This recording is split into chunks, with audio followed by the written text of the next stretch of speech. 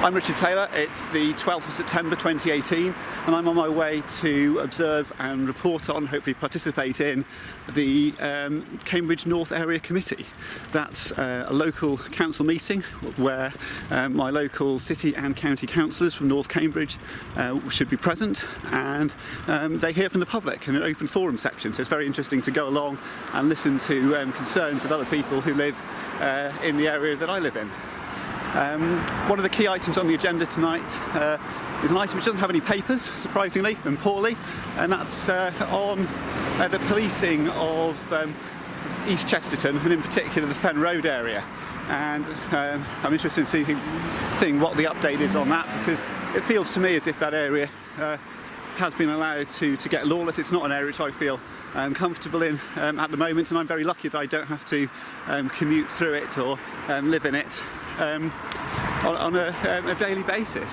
But I am, as someone who lives nearby in North Cambridge, really keen to see the problems in that area addressed and to see the area made safer. Something which has happened recently is councillors have been persuaded not to set local police priorities at area committee meetings anymore. Well, I've just checked the video of the last North Area Committee meeting, and the chair was extremely clear going into the priority setting part of the meeting, saying we will set the priorities.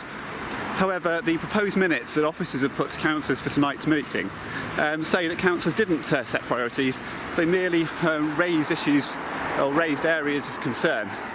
I think it's really important that we have some clarity about if a change has been made and why a change has been made. I think it's a really valuable thing to have councillors democratically setting the local police priorities, because that gives them the opportunity. They don't use it very often, but they don't have the opportunity to hold the police to account for performance against those priorities.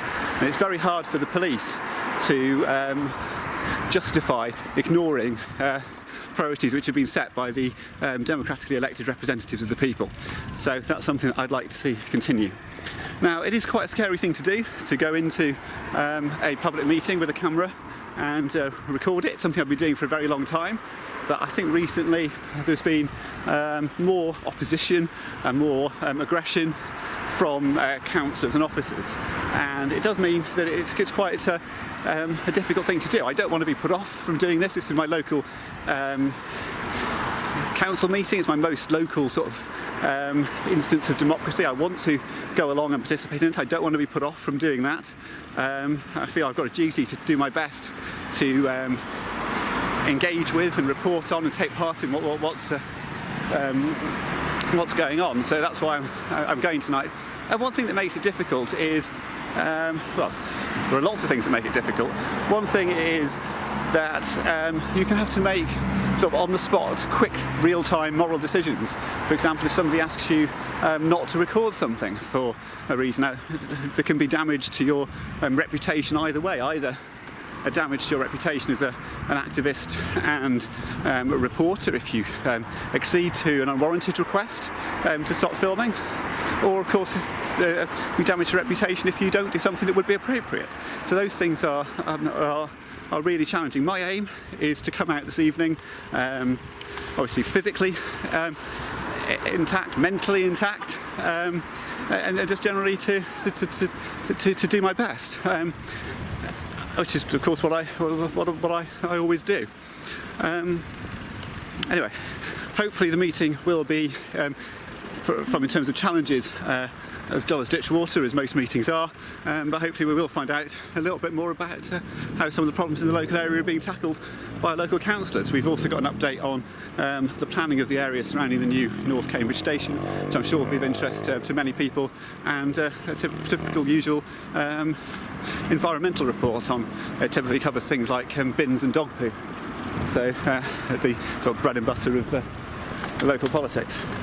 Anyway, I'm about 10 minutes or so before the meeting. One thing that I do is I try to go in just as the meeting starts, because I find that reduces the opportunity for bullying and intimidation outside of the meeting. So if there are any challenges to filming, arriving just as the meeting starts, I hope means that those challenges are raised in the formal meeting. And I think my experience shows that if councillors are challenging filming and reporting, they're less likely to do so if it's in the formal minuted meeting. So my intention is to film all the time while I'm there, and to publish the video afterwards. Anyway, I should possibly check the time, and I might actually jump on my bike to get there a little bit quicker.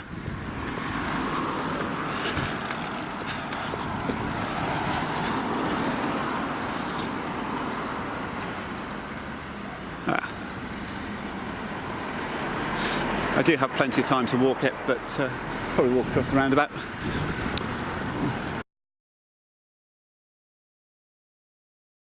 So I've arrived on the site just 4 minutes before the meeting, which hopefully is just perfect for arriving inside when it starts. That does mean that I won't be able to submit a public question on paper, though, perhaps. Although that's only because I've been to previous meetings that I know that sometimes chairs require questions to be submitted on paper slips. Anyway, hopefully I'll find somewhere to lock my bike and go in. I can always put my hand up and try and use the open forum. So there's no signage here to tell me where to go for the area committee, as far as I can see just yet. That's some people who often attend. These small signs over here. No, not about the area committee. I don't know where I'm going.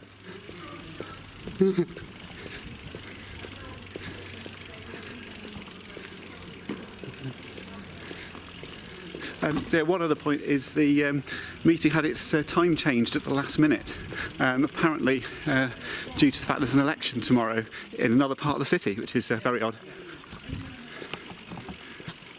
Oh, I'll use the actual formal cycle parking. Hello everybody, can you hear me?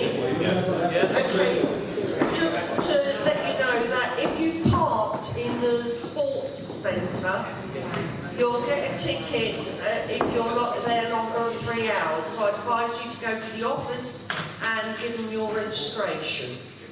Okay? That's the car park on the left as you come into the school. Are we going to be longer than 3 hours? Well, I do try to hurry, but I can't promise.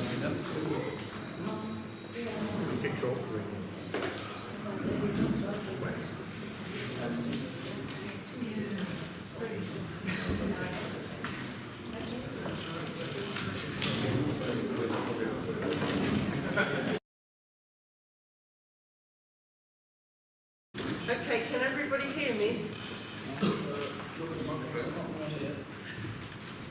Can you hear me now? Yes.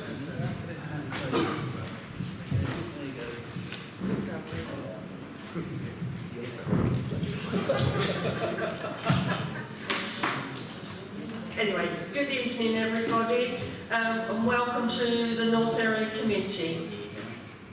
Can I go around the table please so everybody can introduce themselves to the audience? Can I start with Elisa? Hello, I'm Elise, I'm the County Councillor for King's Edges. And I'm Jocelyn Scott, County Councillor for Arbury. I'm Nigel Goldthorpe, I'm the City Councillor. Mike Sargent, City Councillor, Westchester. Michael Jones, City Council for Arbury. Councillor Jerry Bird for East Chesterton. Carl McQueen, Councillor for East Chesterton. Patrick Shield, City Councillor for Arbury. Jamie Diel, City Councillor for West Chesterton. David Douglas, City Councillor for West Chesterton. Ian Manning, County Councillor for Chesterton. Luke Kester, Environmental Crime Officer. Okay, do we have any apologies? Yes. Claire Richards, Councillor Claire Richards from Council. And Councillor Karina O'Reilly, she's ill. Claire Richards is working and Councillor O'Reilly is ill. Thank you. I've got apologies from Councillor Kevin Price. Anybody else? Beatrice Taylor, is running a bit late, so he should be with us any minute. Okay, lovely. Okay, thank you very much. Okay, well, good evening, everyone. I'd like to welcome you all this evening. As I said, my name's Councillor Jerry Bird and I'm chair for this meeting. Along with the North Area's City Ward councillors are also joined by county councillors. County councillors are permitted to take part in the discussion on all agenda items, but are only permitted to formally vote on police and safer neighbourhood items. Can I remind councillors, officers and members of the public to turn off their mobile phones or put them on silent? As we are not expecting a fire alarm test, upon hearing a continuous ringing of a bell, please follow council officers and make your way out of the building. The fire exits are located here and at the back where you came in. And also the toilets are outside where you came in and turn left. I've already said about the car park, and I don't think anyone who's come in yet. Can I remind all those present of the importance of using microphones? I'm afraid this is the only one, so we'll have to share. But can I ask members of the committee if they can really bring their voice up so everyone can hear them at all times? I would encourage any members of the public having difficulty hearing the discussion to raise their hand or alert an officer. A hearing loop is available within the room, and again I would encourage you to alert officers if you require assistance with it. Members of the public may address the committee under the open forum section. There is an overall time limit for this section of the agenda for 30 minutes. Whilst there's no time limit for each questionnaire, I would ask that you keep your comments short and concise. For the comfort of councillors, officers and the public, I will call a break during the proceedings. During the meeting, have your say cards will also be handed out. We welcome your feedback, so could you please complete the cards and leave them on the table.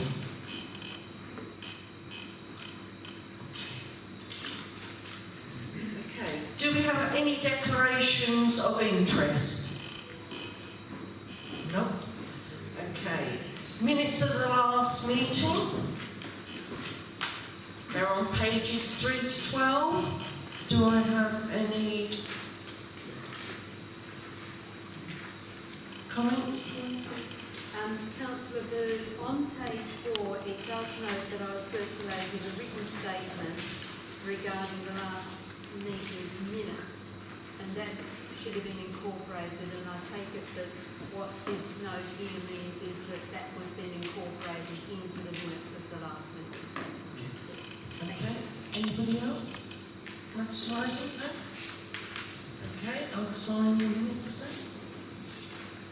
then. Okay. We now come to the open forum. And the first person I have is Lillian. Yes. Should I have a microphone?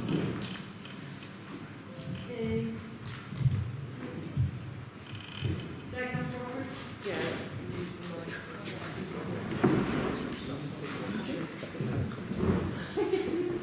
Would it help if we brought the tables forward, that you could hear better, or are you okay where you are? I think we move forward. Yeah? Okay. All right, let's bring them forward then.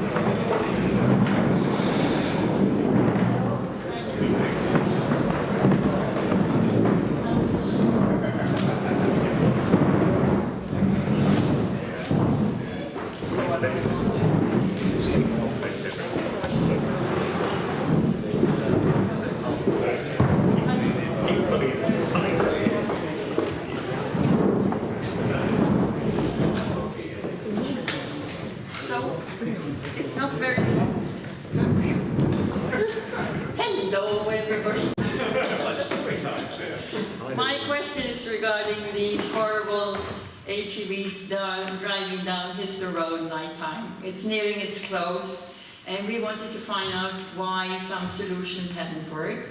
We have a perfect speed camera, and we have never heard anything about any offences being done at night time, even though we've had locals out there doing some sort of personal checks, trying to find out who was speeding and not.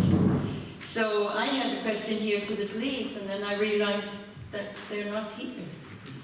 So our question is, did the statistics from the speed camera show an increase of speeding offences on weekdays between 9 p.m. to 6 a.m. from beginning of June till August? And we're aware of, they cannot say if it was an AGV or if it was a regular car. So that was my question, and is there anyone to answer it? Yes, Or- very often. What I will undertake to contact the police and also the county council to find out the answer to this question, and then let you know and let the next door committee know. Fine. I have a reply from Sonia Hansen. Oh, you do? Yes, sure. I mean, it's always been that it takes 20 days to get a reply. Now lately, it's been 1, 2, and 3 days, and it's fantastic. They're working much better on the highways. So I had a first check here. It says the fixed camera on Hister Road. The film was last changed on 5th of September. It had 50 offences on it, and the site has produced a total of 510 offences since the 1st of January. And I can't relate because I don't know how many cars have gone down the road, so it doesn't seem to be very many though, even though it has felt and seemed like it when we were living along the road. Thank you. I'll bring it up further. Just to say, Chairman, the police have had the question and they couldn't get the data in time for this evening, but they promised to email the committee manager with a question, an answer. Thank you. Thank you, both of you. I'm glad for all the help I've had from councillors. Chairman, have we delivered this action? No, we're doing it now. Thank you, Ian. I forgot. Sorry. Okay, so we're going to, we'll come back to the open forum. Agenda item 4, please, on page 13. And actually the first one is 14-26, and that's Councillor Manning, the tree roots. Yeah, so the Nuffield Road is paused, the update, and everyone will be able to see if you go down Green End Road, the construction work is well underway, replete with the county council's normally ironic sign in the middle of the cycleway saying cyclists dismount, which I would complain about. So yeah, the tree should be sorted out as part of that. You just need to keep an eye on it basically. Not in my division anymore, but No. I'm happy to follow it up. That it's county machinery division, but I'm happy to work with her. I'd just like to ask one question about that, wondering whether the tree's actually going to be taken up. Can we find out? Yeah, the intention was the trees that were too problematic. So the one's been removed already. The intention was some of them were just too problematic to do anything other than remove them completely. But that was going to be down to a judgment around each individual tree, I understand. That was over a year ago, so I think it's probably just something we need to keep an eye on as it actually happens to check they don't leave on. Okay, so would you like me to leave this one for you? Yeah. But maybe the council machine as well. Yeah, I'll put We one can there. look into it, that's fine, yes, I will find out as well. Okay. The next one is 15-4, and that's Councillor Price. Can Councillor Smart or Councillor Balthrop answer this one? I can, because they've been in touch with you. They've been in touch with you. Sorry, can I have the phone? Probably shows they've been in touch with me on the phone, but I reported them to environmental health, and she got back to me and she got the photos. But she said we don't tell Councillor Price because we might get along if I've spoken with you. That's the answer I got back from her. So nothing is clear about it at the moment. And do you local councillors know anything? No? Okay. I couldn't hear what was said then, Chair, if you just repeat it, but I I don't have anything to add myself, as we tend to work on individual casework. So, but I can get the casework from Councillor Price if that's necessary. But I didn't quite hear what was said. Well, do you want to speak to Kay in break? Layla, sorry. Okay, so Martin will talk to you. Okay, the next one is 16-43, and that's Councillor Scatt and Councillor Pavements on Arbury Road, Four States. I think this is on the way.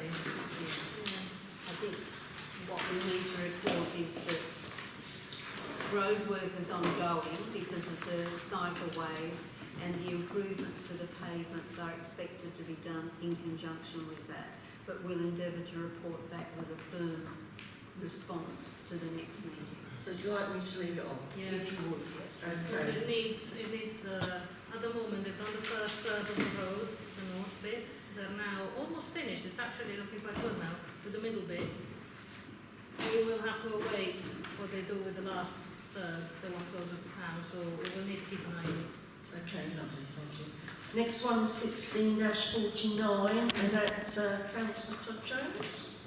Yeah, thank you, Chair. Well, I'm still waiting for, I've asked the council again to Democratic Services to provide a list of defibrillators across sites, venues where the council meetings are held, including the area committees. So I'm still waiting for that list, partly because of the summer holidays, but still waiting for that information, Chair. Okay, I'll keep that on there. And the next one is 16.49. Says Councillor Price, but Councillor Scutt to check lighting levels in Hawkins and Camping Road.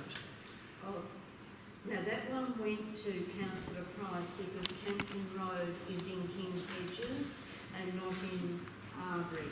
So we will check with Councillor Price. I will check. I can take that up if you like, because I am following up on the lighting issues in other parts of the ward, so I can take this one up as well. So if we could change Councillor Price to Councillor Machine. Thank you. Okay, the next one is 17-17 on page 15. It's Councillor Scutt again. Yes.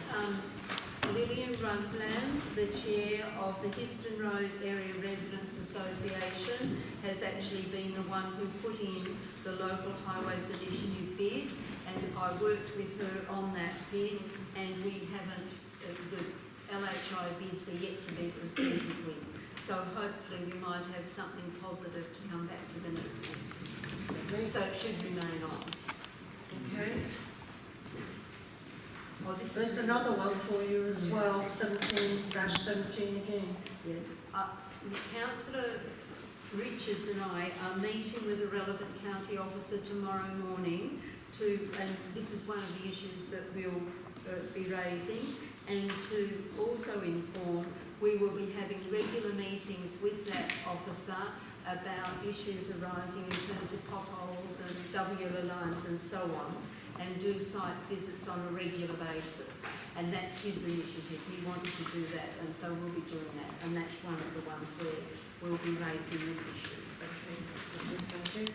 Next one again is 17-17. Oh yes, that is the Milton Road one. Now, we have had definite answer from Councillor Price that as per the last update, we're going to get the scheme implemented with the works on Milton Road. So I think that this can come off.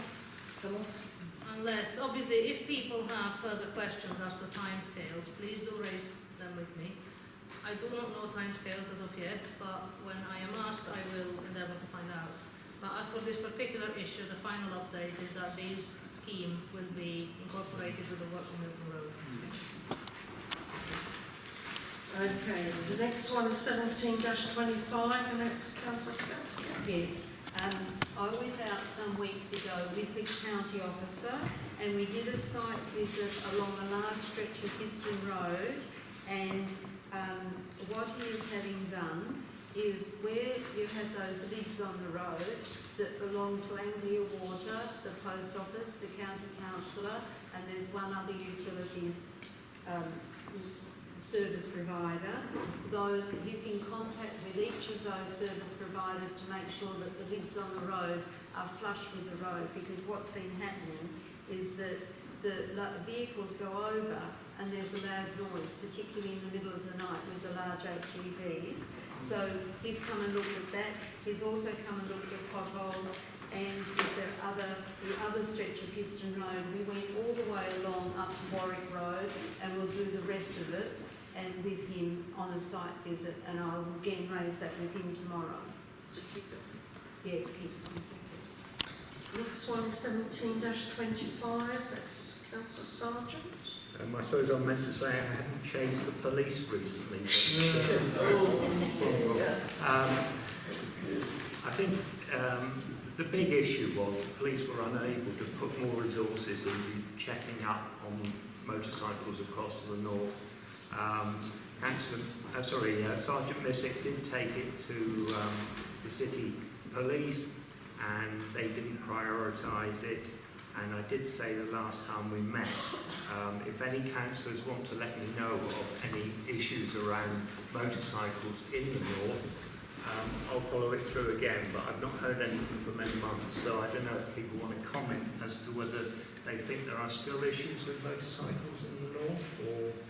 I haven't been contacted in the last. So I suggest, Chair, we take it off then.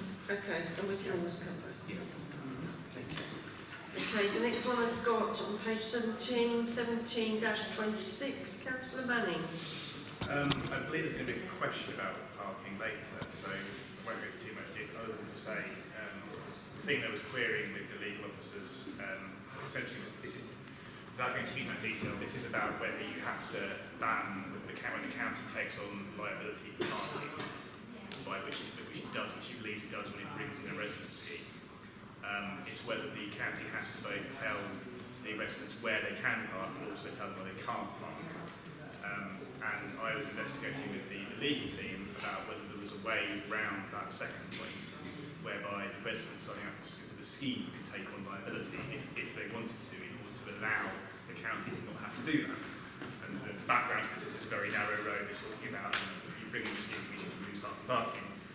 It bounced around the legal officers. The monitoring officer did actually comment that no one had ever asked this question before, which I'm not sure if that was a good thing or a bad thing on my part, but either way, it caused a lot of confusion. It's caused a lot of work for the officers.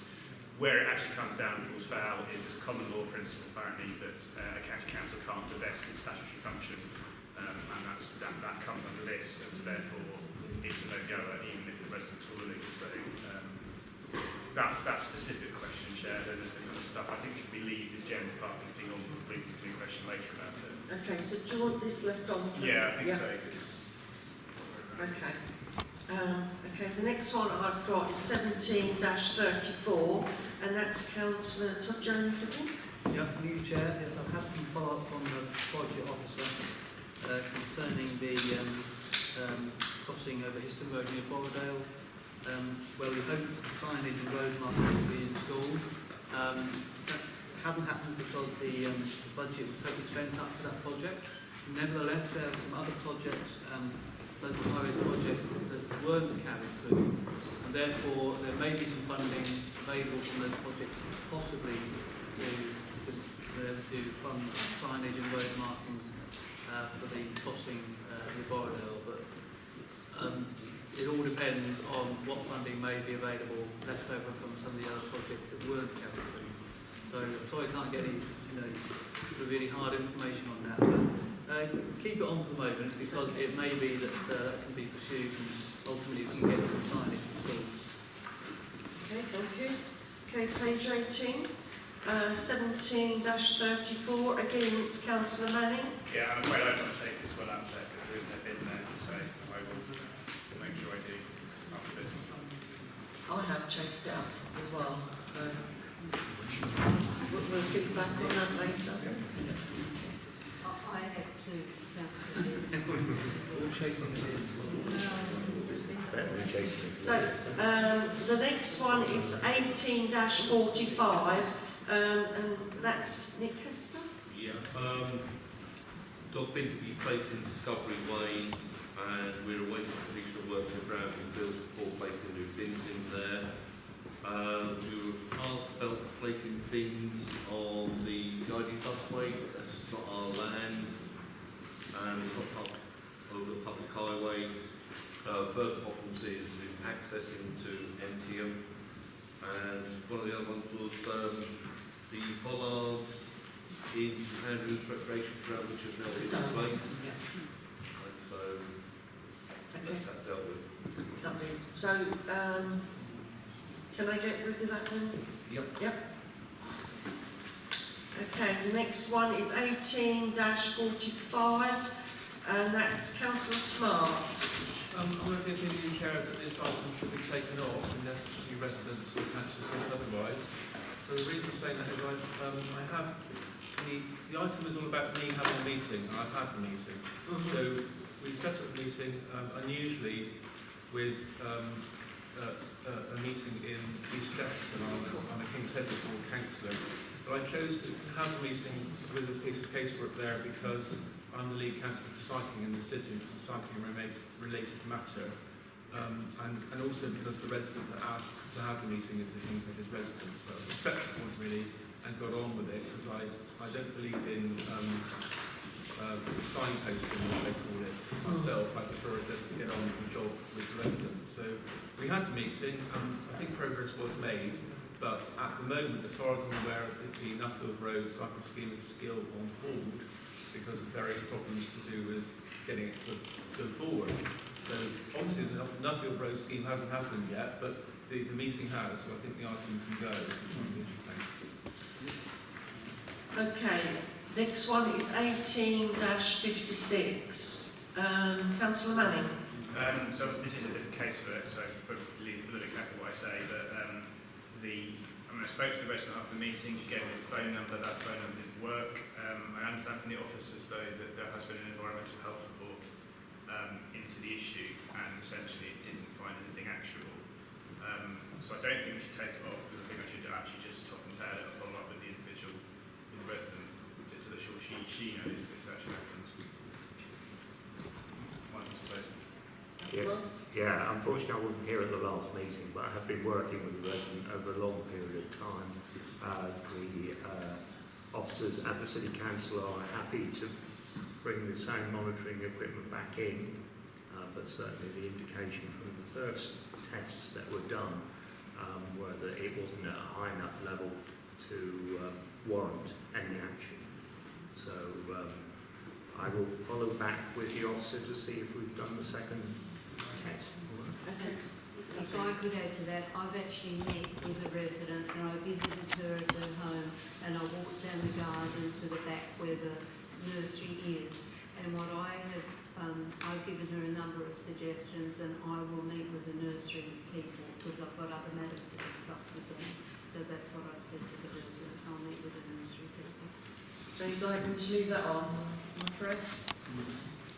Chair, Denise, the idea that one of us takes point on this. I'm happy for it not be me, but I'm thinking that there's a danger with mixed, multiple contacting one person. Happy that the two councils go. I don't. Well, we leave it to you and Councillor Sargent, and then. Yep. Yes, because the resident lives in Westchester and Arbury. Yeah. Okay, the next one is 18-56, that's Councillor Bird, that's me.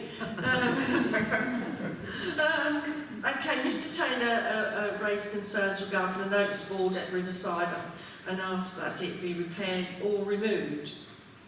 Mr Taylor, I've done a lot of work trying to get this sorted out for you, and I've been in touch with the enforcement team as well to see what we can do, and nobody seemed to know at the time where this notice board belonged to.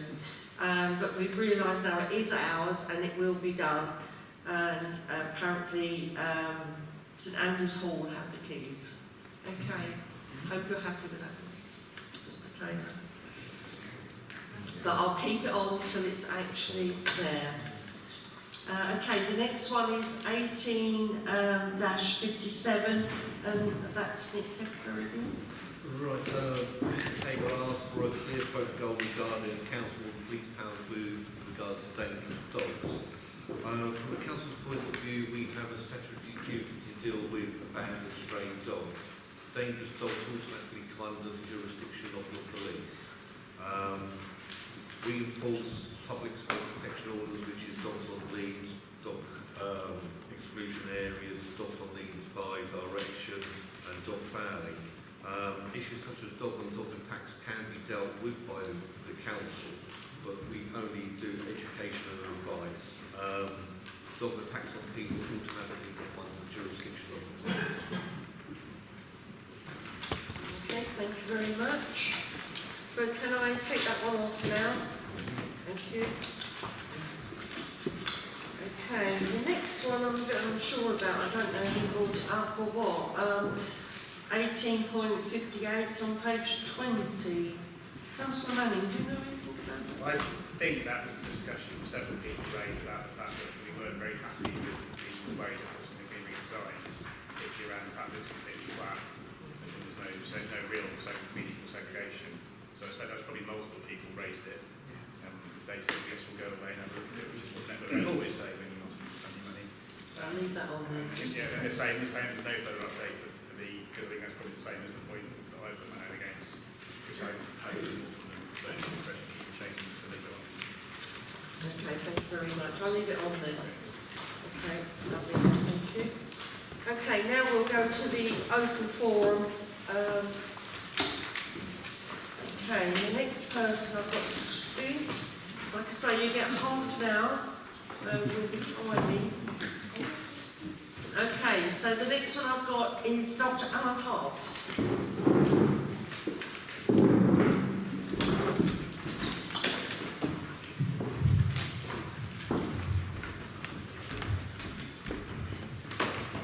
Testing. Yeah. Hello everyone. I'm about to ask a question that relates to a 12,000-word report we've just written, so I'll try and keep it brief. The question relates to Chesterton Triangle, which, if you don't know, is a group of streets in between Milton Road and Chesterton Road. Effectively, the Elizabeth parking zone for anyone following that problem. And you'll no doubt all know that several resident schemes for parking have been proposed within the wider area. So there were some concerns in particular over the Elizabeth scheme, and it was turned down by the residents. Some of us felt that the scheme as proposed, particularly in conjunction with all the changes going on around there, so the Milton Road removal of 40 parking bays, and the changes, the introduction of an Asham scheme, we already have to Forever on the other side of Chesterton Road. We suspected that that combination was going to cause absolute havoc in Chesterton Triangle. So we did quite a hefty piece of work to actually survey households in the Triangle and find out how many cars are owned. And the conclusion was, unfortunately, that the scheme as proposed, the Elizabeth scheme, is just not viable. So currently there are 285 parking spaces in the Triangle. That's if you include the north side of Milton Road as well. That has been proposed to be reduced to 192, so losing about a third of them.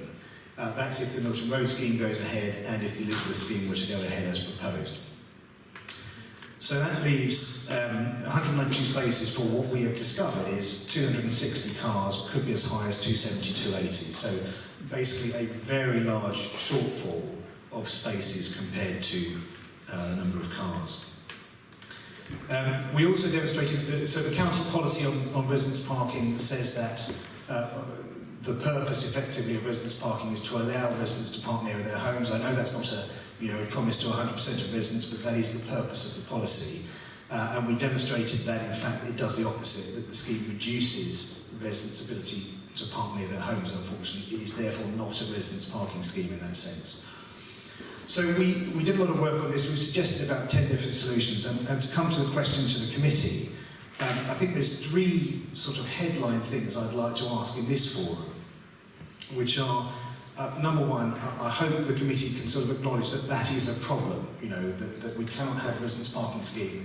That makes it harder for residents to park near their homes. And I would ask any of you that have the chance to influence that and to sort of help that problem go forward in a new way, please can you help with that?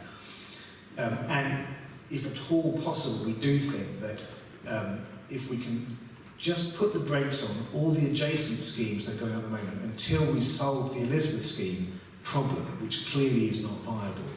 Because if the other schemes go ahead, it cascades chaos into the triangle, which then means that the only option we have there is a scheme that doesn't work.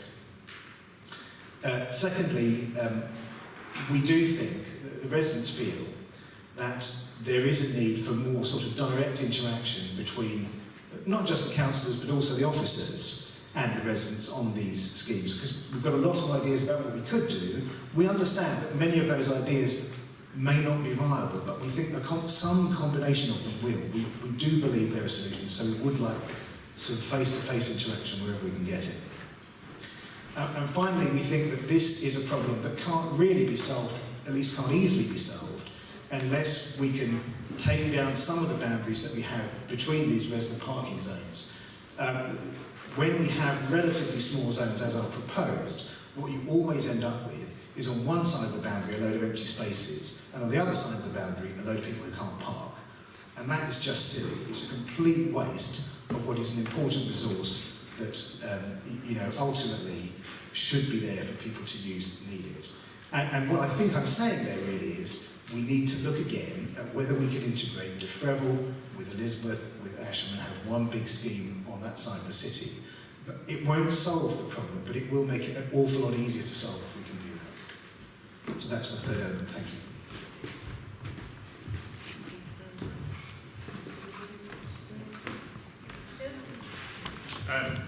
Just obviously, Alan and I had a lot of conversations about this, not on behalf of the committee, but yes, it's a problem. Obviously, it's a problem, especially the area you're in, which is why I stopped the original scheme going ahead, and actually before that, when it was to combine schemes, I stopped it going ahead simply because Hurst Park would object and the whole thing would fall through anyway, if you wanted that.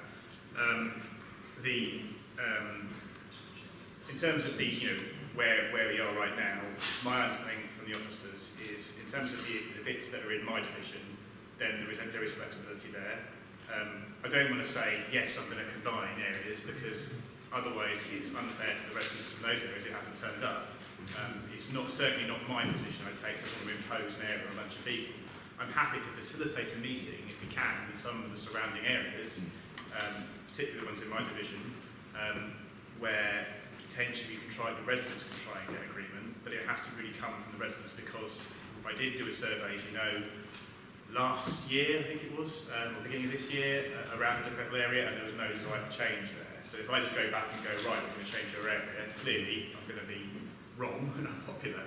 I'm also happy to work, and this is obviously not both the councillors here tonight, but happy to work again around across the boundaries, and that's obviously down to conversations with Councillor Scott and Councillor Richards, who's not here tonight, but at this stage nothing is set in stone, so I'm happy to be involved in discussions where we look again at those wider areas, because I understand there may be problems with those areas, so those are being constrained.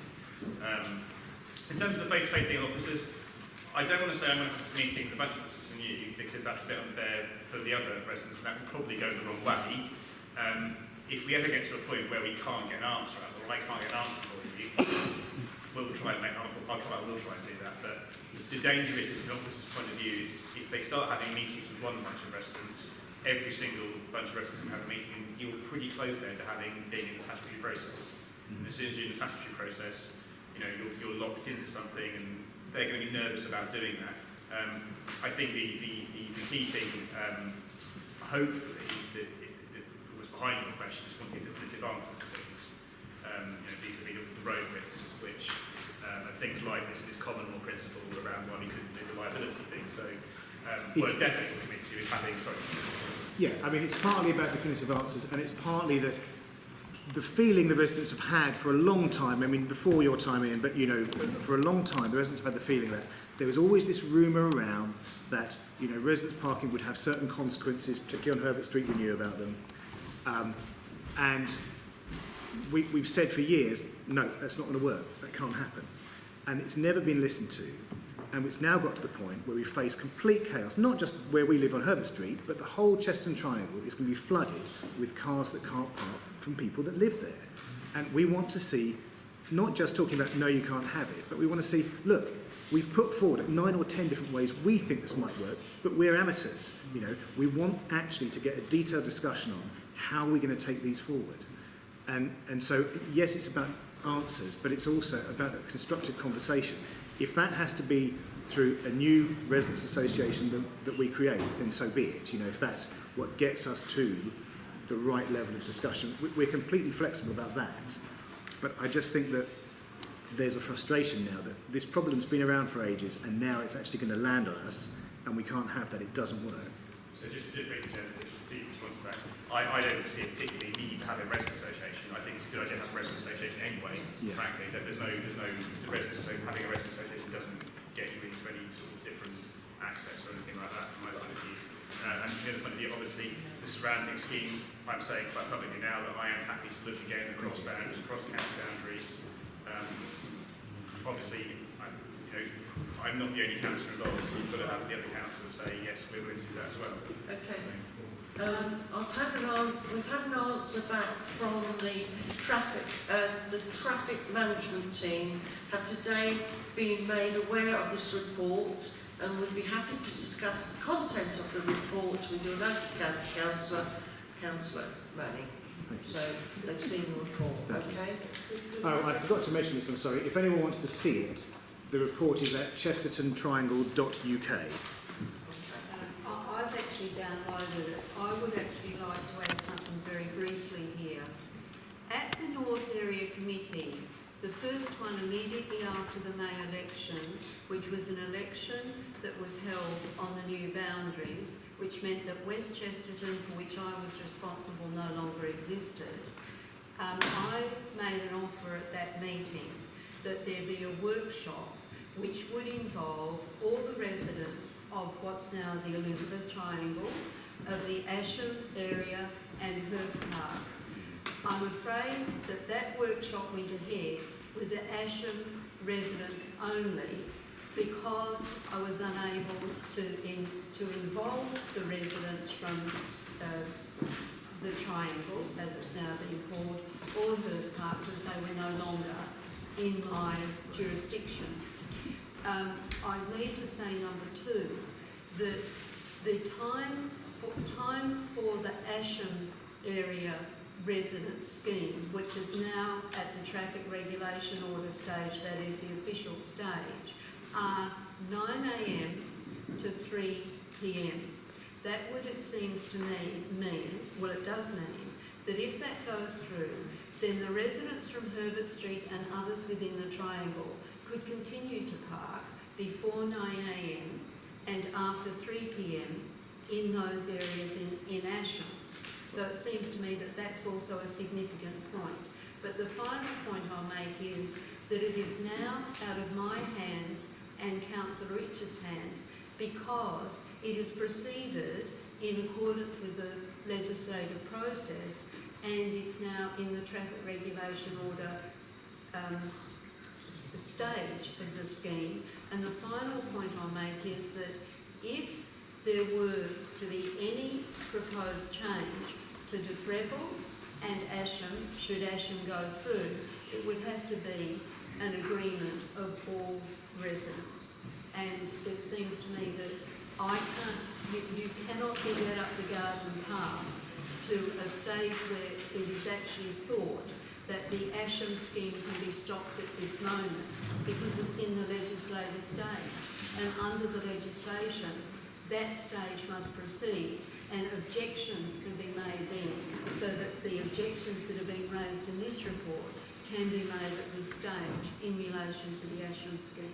So what's the correct channel to raise those objections? Under the traffic regulation order, then you make the objections under the traffic regulation order to the county council in accordance with that process. And is that possible now? Yes, absolutely. And it would be wise to do it ASAP because you can obtain the document from the county council that sets out what the scheme is and put in your objection. Perhaps Dr. Hart and Councillor Scott get together at Teabury and discuss it. Yep. People have got until the 28th of September to object. Right. Thank you. Okay, the next question I've got is Ruth Ewell. Yes. Can I add to the dangerous dog saga? Monday afternoon, about 4 o'clock, walking home down Fen Road, minding my own business, there's a poor woman cyclist with 2 very large dogs barking round her. She looked extremely uncomfortable, probably very relieved when they gave up on her and started dancing round me, which I found very scary.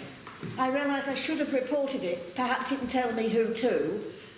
Nobody could have come to my rescue, apart from 2 nice men in a big car. I did something my mother told me never to do, which was got into a car with a strange man, but I reckoned I was safer in his car than I was on the pavement. And he did take me home without incident. The dogs both had collars. They were seriously big, sort of looked Alsatian-y, and there was no sign of anybody with them. I mean, I think after we got, they just gave up and went down the road. I didn't see what happened to them. But it is still an issue. Nick, did you want to say anything about that overall?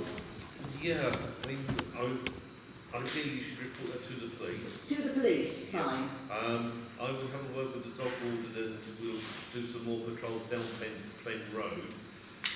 If dogs are on a lead, then they're under control. If they're running around loose, then yeah, we can take them as strays. They were on a collar, but there was no way I was going to try and read the tag. No. We will increase the patrol. Thank you. I'll report it then to the 111, the non-urgent number, yes. Okay, Thank you. Sorry to hear that, but you're in one piece as well. I am, yes. Okay. Yes, can I shout? Yes. Fine. I'm sorry to bring up Camkin Road once again, and if Richard would not record me, I would appreciate it very much. Thank you. We expressed concerns about Camkin Road for some time. Sorry, Richard. Kay has asked not to be filmed, so please can you not film? Thank you. Thank you. The reason why we keep bringing Camkin Road up is not necessarily as much as the condition of the road as it being used as a rat run between Arbury Road and King's Hedges Road. Mr. Taylor, I have asked you, please, if the resident doesn't want to be filmed, please don't film them. They have specifically said don't film them. Okay? Thank you very much. Mr. Taylor, I've asked you 3 times now, please do not film the resident. Thank you. The Camkin Road is being used as a rat run between Arbury Road and King's Hedges. Can we not put a bit of paper in front of these? Can we not put... we can let the resident be filmed around this stuff. Sorry, Kay. That's right. Camkin Road is being used as a rat run between Arbury Road and King's Hedges Road to avoid the lower end of King's Hedges Road with all the traffic lights, etc. And the extra traffic that we have that comes into King's Hedges Road from the A14, etc. There's a vegetation completely in some spots of the road and trailing onto the road. The road signs are very, very poorly painted. And we really would like to see a lot of improvements on Camkin Road for this particular reason. Sorry, Kay, I'm very sorry about Hope this. everybody won't laugh that. I know it says the council is committed to being open and transparent in the way it conducts its decision making. The public may record, e.g. film, audio, tweet, blog, meetings which are open to the public. But I still feel uncomfortable if a resident doesn't want to be filmed, and I think it's wrong if you do it. But just, please respect the person's right. So, okay, we'll just be He should respect somebody else's views, but he obviously won't. And he thinks he's above all this. He's Is it different? Chair, could you ask the resident, particular resident, to not video me when I'm speaking? Could you just ask the resident to say publicly? That can be recorded.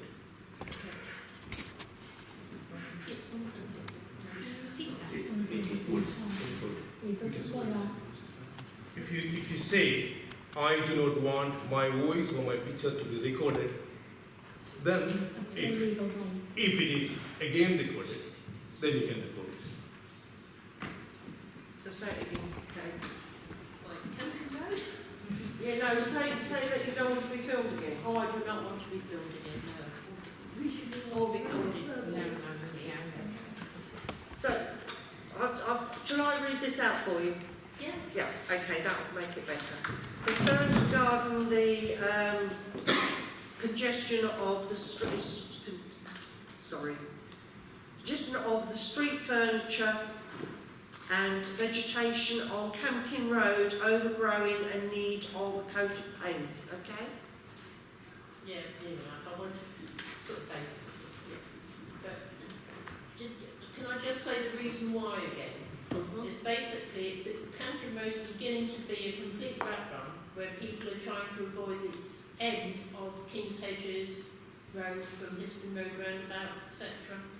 Because there's so much going on down there. We have an extra large volume of traffic on King's Hedges Road, which they said would never happen. We have, like Lillian, we have all the trailers and heavy lorries going down there, particularly at night. And they have, I mean, some of them could not get through Campkin Road. They're so large. Okay, thanks, Kate. Nick, can I pass this one on to you then? Lovely. All right, Kate? Yeah, fine. I've now got Sarah Newberry. Yes. Ah. Well, my question is really to Councillor Manning. And Michael Bond suggested I came because I went to the Chesterton Community Association meeting yesterday and rather hoped you might be there. Wondering whether it was possible to get an answer to the tradesperson voucher aspect of residents' parking permits, because I live in the De Freville area and we have recently had a change to the number of permits, visitor permits that we can have per year, which while that probably addresses a separate issue, it doesn't cover the multiple needs of visiting tradespersons or craftspersons throughout the year. I am coming to this rather personally, but I'm sure I speak on behalf of a lot of other residents who have to have, in our case, we're only having maintenance work done, we're not having an extension or anything like that. The number of vouchers we're getting through with the different tradespeople who need to park for varying lengths of time. I just wondered whether you had been able to look into that issue. Yeah, so numbers I've raised, and it's just very well spent that this is the County Council's new parking policy, so it's not actually something specific to my, was about you now, but there's nothing specific to my project, it's something that was worked on across Park. There is, the only home is asking for there's 2 points here. It has always been the case, even before the new policy, that what tradesmen were supposed to do was apply for exemptions, which they would pay, which quote as part of their work. I don't think they very rarely ever have done that in practical terms. Under the new scheme, it's possible to ask for changes to individual schemes, but that has to go via the chair of Highways and Community Infrastructure, and I've not got an answer back yet. Whether we get together or not, I'm not sure. I'm trying desperately to remember which one you're in, and I can't remember off the top of my head. Well, it's rather, it's not really fit for purpose the way it works. You have to give, if you can only ask for 2 permits. Well, in our case, we've had sometimes 5 different tradespeople visiting at the same day. So it's the process of applying for the tradesperson voucher that I'm having difficulty Can we with. get that to the action sheet? Can I just ask a question? The visitors' permits are for visitors. The resident does not have to apply for a tradesperson permit. The tradesperson is required to apply for the tradesperson permit. And the tradesperson permit is associated with the tradesperson, and it's not associated with the resident's visitors permits, which are a completely separate thing now.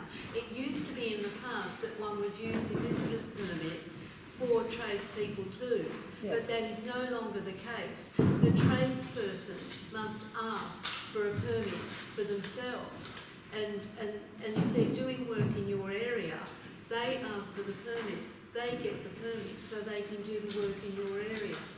Right, well, I don't think that nobody, to my knowledge, no neighbour is aware of that, and we certainly aren't aware of it. And this morning, for instance, we had 2 carpenters from the same company. They came in 2 vans. The first thing they asked was for the permits. I mean, we were going to give them permits, but they literally came out with that. They didn't want to leave their car until they had got our permits from us. Well, I'm on highways, so what I will do is talk to the officers and advise them that there has to be a message go out to the tradespeople that this is the new scheme. Clearly there's been some hiccup and the tradespeople haven't been told. But if you would also tell your tradespeople that they must get a tradesperson's permit, and if they contact the County Council Parking Division, that's where they get it from. Well, what am I going to do tomorrow morning? Because, I mean, I will have to go on giving a visitor's voucher for the time being. But there may be something that perhaps Councillor Manning could do to negotiate with them up there. I don't know. To the fact that you've used your permits for this purpose, he may be able to negotiate a grace and favour approach. Well, that's, yes. I'll see what I can do. Yeah. There's a gentleman down there. Sorry, may I ask, Chair, is there information regarding this new scheme on the website regarding tradespeople, please? Yes, there is. Can I very briefly outline it as I understand it, because we tried to put it to the test. You can apply for up to a maximum of 2 tradespeople at any one time. The process is quite lengthy. You have to apply in advance, and it is assuming, which very rarely happens, it is assuming that the same tradesperson will turn up in the same vehicle for a day or for a week, and that just is not how it works. As I say, sometimes we've had 5 people, they've come in the morning, they've gone away, they might have come back in the afternoon. And it's the process where you have to anticipate 2 days, at least 2 days in advance, to give the council time to process it. And it just doesn't work, it's not fit for purpose. Okay, so if we get Councillor Scott and Councillor Manning together on this one... I don't think we do need to get together. No? I think Councillor Manning can do his bit, and Yeah. I'll undertake to do mine, because it's clearly not working in the way that it should. So I'll take it on as an overall matter, and if Councillor Manning takes it up in terms of the residents, that would be a good idea. Well, I'm nice to work together. I'm happy to work together too, but I think that a division of labour might be a good idea. Okay then, thanks very much.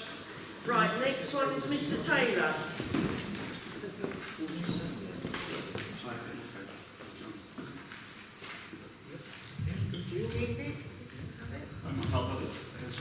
So at the last meeting, the chair, when the councillors were approaching the police priority setting, said we will set the priorities very clearly. However, the minutes that councillors have just agreed says that what they did was identify issues.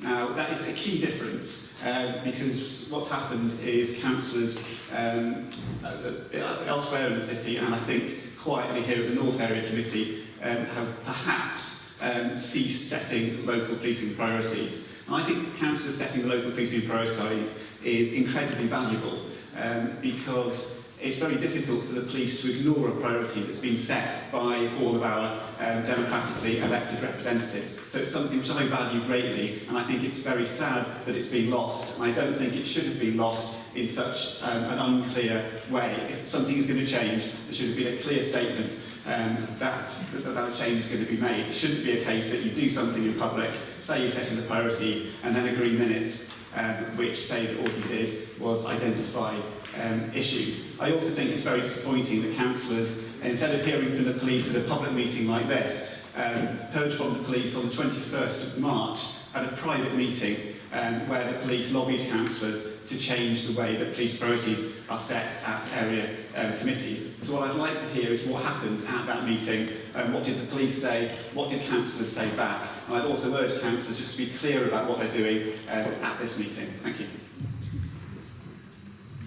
Very much. Okay. Thank you. And just my recollections, I'm sure someone was videoing the meeting, was that the police recommended 3 items, I think we did 2 of them, actually set a third one differently. Yes. So this committee certainly did partake in the decision-making process. There was clearly some scrutiny. Yeah, I'm sure, I think it'll be on the videos, even if it's not included in the minutes in detail. Thank you very much.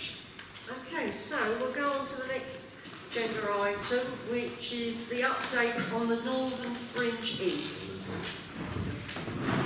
We'll move down.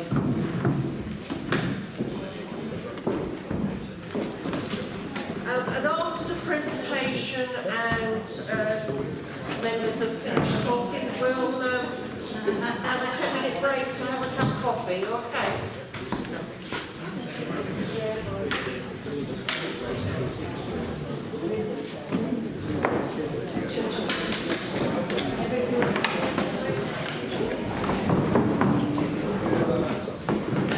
Just had a quick. Good evening, everyone. Whilst my colleague, Fiona Bryant, attempts to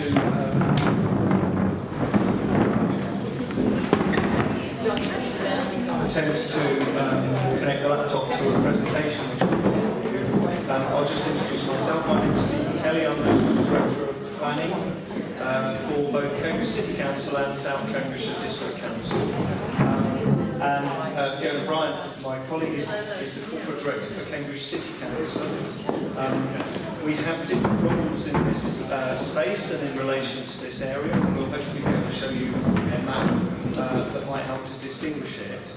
I have a planning role, and Fiona has a role on the council property and growth side, which will become apparent through the presentation. Some of you may recall that I gave a brief presentation at the end of a previous North Area Forum, in which I set out roughly the arrangements. Are we doing okay? Just not too bad so far. And explained a little bit about the project, but I suspect it's probably helpful for us to run over that process again. Fantastic.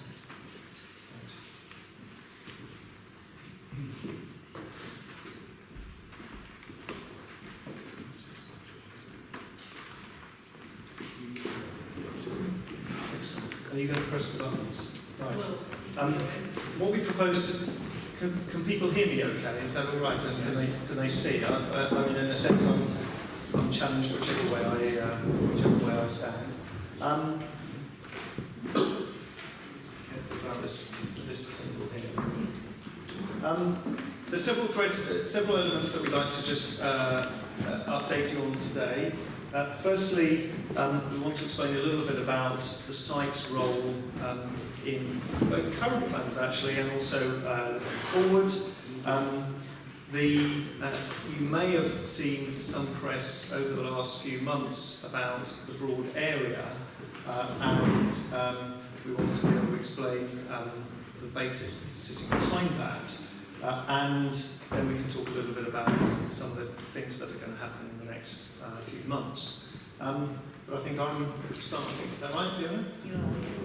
We'll just change to the next slide then. It won't have escaped your attention, obviously. the significant role of Cambridge and the Cambridge sub-region in both the national and international economy. As a planner, my job is to try and offer proposals to councillors and to the respective local authorities that might determine how we shape some of those opportunities and give a bit of structure to both planning decisions at a very local level, but actually some of the larger infrastructure and development choices that are expressed by the various government agencies across both the larger geography but also Greater Cambridgeshire. And I've tried to list some of those shapers on the left-hand side of this slide.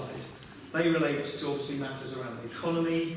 Cambridge is talked about by government in a number of different corridors, economic corridors, whether it's here to London or here to Oxford, the Oxford one being more apparent recently. The recently elected Mayor of the Cambridgeshire and Peterborough Combined Authority has spoken, in fact I was talking to a South Area meeting earlier in the week, around the economic contribution that the area plays. We have, as a planning authority, we have as a local authority and a wider area, issues that we need to engage with as we prepare at government's behest plans and strategies for the next 10, 20 years or so. So those are things in a sense, we can't ignore. On the right-hand side, however, you are far better placed than me, for those that have lived in the city for a long time, to understand some of the consequences of our success and some of the challenges that creates going forwards. Over the last 8-9 years, my team has been responsible, my teams in both South Cambs and in the city have been responsible for preparing a local plan. Some of you may have been through that process or attended previous workshops, and we thank you for your contribution. That local plan is seeking to reconcile an awful lot of wide-ranging challenges, whether it's working out how we provide homes for our existing residents and how we meet housing needs for future residents who might wish to come here from the economy, how do we move people around effectively, and what are the consequences of some of the choices that we make about the locations of those new homes. And maintaining sustainable development, I'm not going to go through all of them, but those elements are in many respects some of the challenges that we face. So why are we talking about the Northern Fringe East side? So do you want to go to the next slide? The current, I'm sorry this is not slightly clearer, but we will make this available to you. In a nutshell, the current local plans have a strategy which tries to match the job locations on the left-hand side, the blue blocks. That's not all of the jobs, obviously, but they are key drivers of travel and behaviour, with the new further homes on the right-hand side. And there are an awful lot of new houses contained in those red blocks. That process of trying to arbitrate between that and then now try and connect them together with transport investment and busways and public transport as well as cycleways, etc.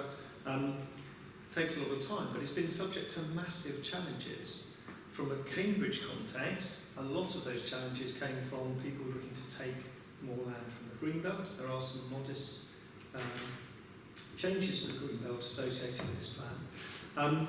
As the city aims to try and feed its economy, but also support the wider economy of the larger area. And it's fair to say that South Cambridgeshire District's economy is now growing probably at a faster rate than the city, but it's supported by the city. The two sit together. So we have issues that will be apparent to all of you around congestion and the mismatch in some respects between where people have to live and where they're working, and the kind of air quality and environmental consequences of that. Can you go to the next slide? So why are we talking about Cambridge Northern Fringe East? We call it that area, but you will know it as, I have a pointer. You'll probably know chunks of it as the water treatment works, or I think they call it water recycling centre these days. But a large area south of where it says Milton Country Park on there. And in fact, both the City Council and South Cambridgeshire District Council have had that in the plan for growth for a very long period of time. The problem is, our planning strategies that we started doing in 2015 had to recognise the fact that moving the water treatment works, or indeed keeping the water treatment works, was a major impediment on the potential of that site, whether it's for housing or indeed employment and other uses. Part of the consequence of the success of Cambridge is, at the same time as we've had effectively relatively low productivity land, albeit critical infrastructure, we've had Cambridge Science Park and St John's Science Parks seeking to grow. And you drive past there and see the cranes right now, and to increase the number of employees, to increase the density of employment on those sites. And in peak times, particularly Milton Road, but actually the A14, A10 junctions are very heavily loaded by the people visiting, coming to and from those sites. So, although we had identified the site of the water treatment works in the area on the right-hand side of Milton Road between the railway line, and although we've put a railway station, or working with partners, have delivered a new Cambridge North Railway Station and a connection from the guided busway, that site is a brownfield site that is underperforming. And the consequences of that in terms of housing and employment growth is that, of course, we're having to look at greenbelt sites, or we're having to look at land beyond the greenbelt for further growth. There are, therefore, a range of opportunities that, if we can relocate the water treatment works, open up for the creation of better connected homes to the jobs on the science park and locally, but also the opportunity to create something that has a little bit more balance to it as a place. And our local plan policies that were found sound the other week, and which will form part of the adopted local plans for councils, highlight that opportunity with a big question mark. We can deliver a very small number of new homes with the water treatment works in place. We can relocate the water treatment works, and Fiona can explain how we're seeking to try and fund that activity. Then obviously we have a different type of opportunity. It's 100 hectares of land inside the Greenbelt in Cambridge, connected very closely to jobs, but also to rail and so on. Now, the planning bit of this, the bit that I'm responsible for, is we've identified it over a period of time. We now need to come up with some planning policies and some rules that will help to define and drive any change that happens there. And as I said, that process started in 2015 and was paused with the very impenetrable difficulty of how do we actually move the water treatment works. Now, the cost of that is an eye-watering £193 million, give or take. But the government made available a fund which the council and the water, through the combined authority, we have bid for, and the suggestion is that that may well be achievable. So over the months now, for the next few years, we want to talk with the community, but we also want to prepare a coherent planning framework for that whole area, including the two science parks and the business park to the south, so that we can start to realise an opportunity for growth, whilst at the same time managing effectively some of the consequences of it. So we'll go to the next slide. So this is the area that we will be preparing a planning framework for, and here is an outline of the process. And I was reading this as I was listening to comments and realised that in classical planner style we've used a load of planner language, and so my apologies for that from the start. But effectively, if I just talk you through the graph, I hope I can make a little bit of sense of it. This is a statutory plan that we will prepare, so we need evidence, we need inputs into that process, and those studies and engagement exercises and so on are what we're seeing in the top left-hand corner. And I&O, what does that mean? It means issues and options. We have started this process, but we will be coming back around to it. On the right-hand side are the components of things we want to talk about. Questions will be related to what kind of a place, what kind of an area is it, how do we determine what is the right output in terms of houses and transport consequences, how do we deal with air quality, noise, a number of the concerns that I'm sure will be very live for yourselves, and how do we make sure the infrastructure happens alongside that, the kinds of educational facilities, community centres and so on, as well as play and informal play activities. The assumptions are, and I realise that being ambitious is not really a very good assumption to have, but it reflects the fact that we need to get the very best use of this site.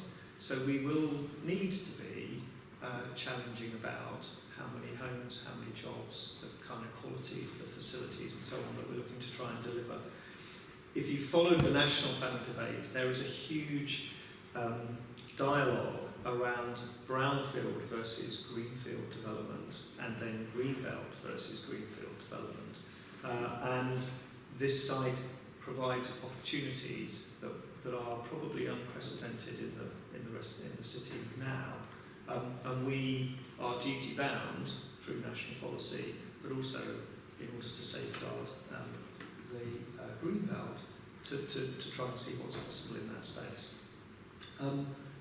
And the process that we will start from here on in is a report going to both councils in the next month, setting out a programme and a timeline for that, is that over the next 3 years we will be coming out and seeking to engage with not just yourselves as local communities, but actually some of the businesses and operators and landowners on that site, through processes with elected representatives as well, to try and capture effectively people's ambitions, their concerns, and inevitably trying to explore with you the choices and the challenges that we'll have to engage with. Yeah, I think it's go to the next slide. Right, I think this is Fiona's moment now to explain the funding button boxes. So just to talk a bit more about the HIF funding, really. What we applied for or sent in an expression of interest to in September last year was the forward fund for the Housing Infrastructure Fund, that's the HIF fund. And that allowed for projects to be put forward for up to £250 million. And as Stephen's already said, effectively the relocation of the water recycling centre is a major infrastructure project, and the expression of interest was put forward for 193 million. In March we were shortlisted for that programme. They had 120 bids, they shortlisted 44, and we are currently developing a business case for that to submit in December, with ideally the outcome to be given to us in February. Stephen's already indicated how important that was, because basically the project is simply not viable without being able to relocate the water recycling centre. And 200 million odd quid's worth is obviously a lot of money to find, so it is really important. What that will do, we hope, is to open up the land, as Stephen was talking about it, but to develop something really special in the north of Cambridge, to develop a new innovation quarter that is the first of its kind really outside the larger metropolitan areas. And what we hope, this will be somewhere really for people to live, work, learn and play, linked to world-class science park, linked to the business parks, and will offer the opportunity for people to be able to move freely between their area of employment and their residence, and obviously be incredibly close to the guided busway to Cambridge North Station. Up there we've got a few of the sort of benefits. I gave it to Stephen and look what happened. Oh, right, okay. Sorry, the battery's gone and I don't think we can plug it in. I'll tell you what I'll do. Yeah, no, that is the lead. There we go. Tell you what I'll do, because I am used to this sort of IT blip. I brought one earlier.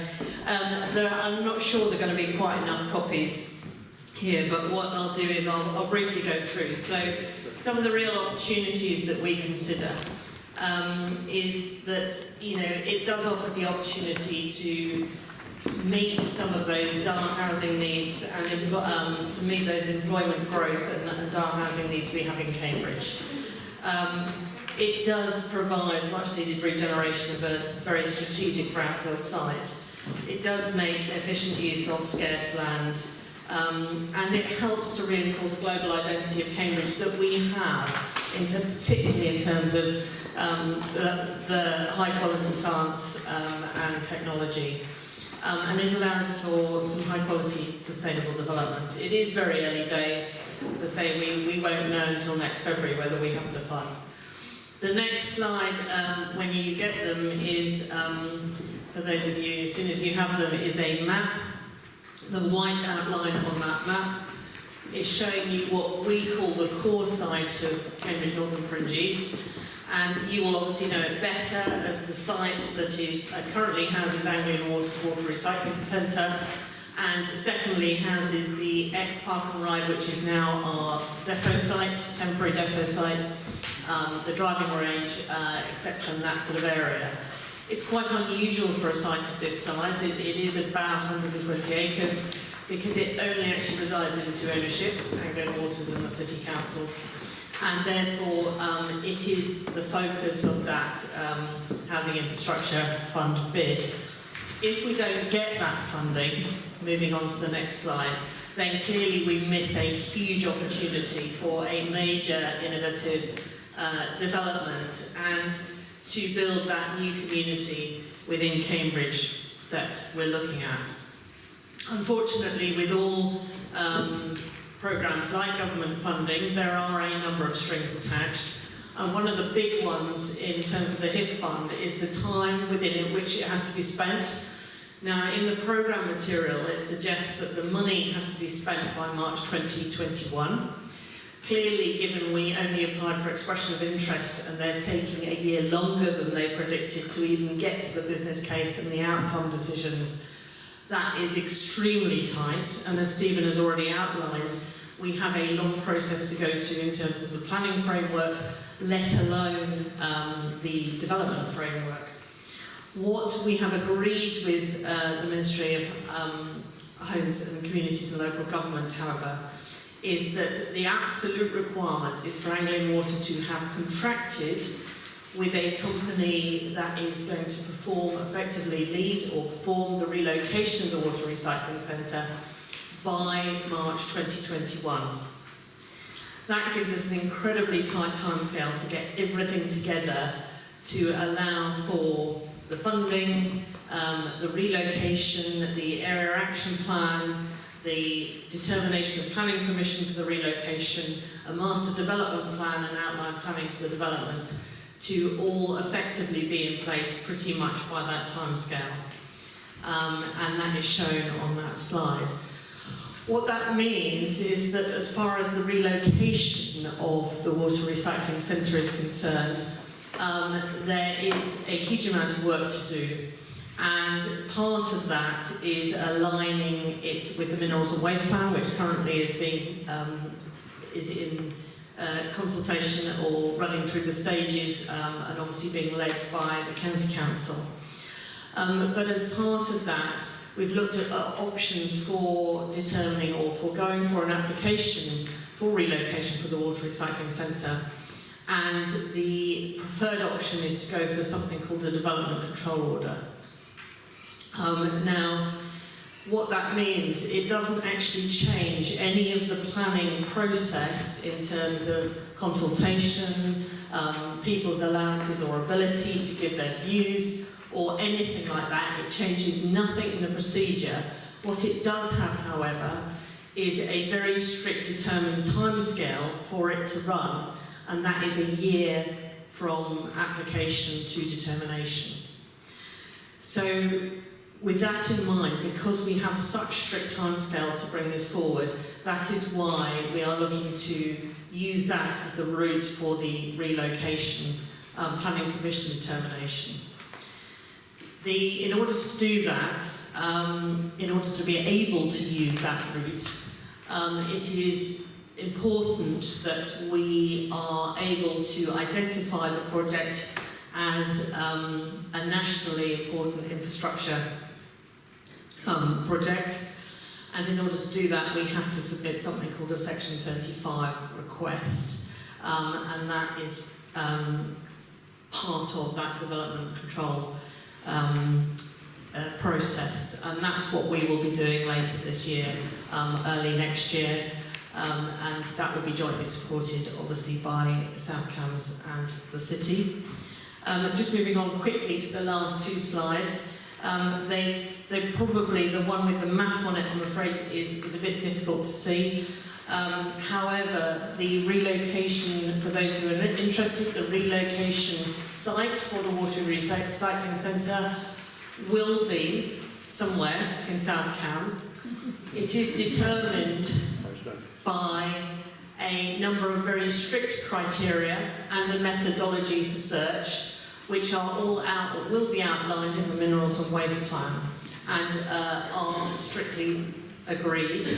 The map that you show in the red line area there simply shows the area of search, and some of the criteria include things like, for instance, floodplain, proximity to the current site, because the plan will be to actually move the recycling centre itself, but obviously all the pipe work going into the current site simply has to be extended. Other areas, other criteria that will be taken into account. So roughly speaking, the area of search is likely to be within that red line area. And the final slide there just talks about the key actions that we're doing next in terms of the area action plan issues and options, which Stephen's already mentioned, how we're submitting the business case of the HIF funding, and the outcome we hope will be in February. And we will be planning a Section 5 application within the next few months in order to lead on to the application for a development control consent. And that's where we are at the moment. We think this is a really exciting project. We think it's a real opportunity to do something really special in the north of Cambridge. And we are, as Stephen said, putting forward papers both on the planning element and on the more project side, two committees in this cycle to develop a formal joint venture with Anglian Water to take this forward. Thank you.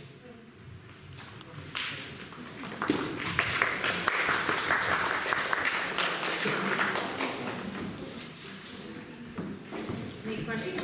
Yeah, is there any questions you'd like to put to the officers? Can I let you take over with the officers on at the back? Sorry, people in this area have been very well aware of the transport issues on the Milton Road corridor. These are obviously driven by Greater Cambridge Partnership and the Combined Authority. Can you explain to me whether there is any relationship between what you're putting forward here and that transport, please? Because it seems to me that 3 or 4 years ago we were told that the Milton Road corridor was necessary because of housing, development and such like. And yet you haven't mentioned, you're telling us that this project depends upon the HIF funding. And I'm a little confused as to why it is that the two are not related, or not related in your presentation. Right, well, apologies first then for not relating the two issues together. They're most certainly interconnected, aren't they? So some of the work that we're doing, my planning team is currently dealing with the two planning applications for Waterbeach at this moment in time. And we've recently granted consent on the Science Park for further for new buildings.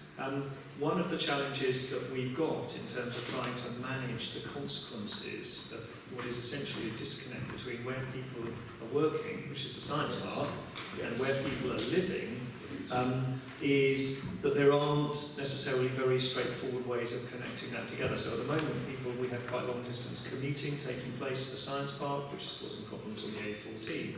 Those problems on the A14, the transport modelling that is being done with Greater Cambridge Partnership, with the combined authority around, for example, the A10 corridor, is highlighting what I don't need to tell you, which is that when the A14 junctions get congested, people travel through the city along Milton Road and other places in order to get to the Science Park.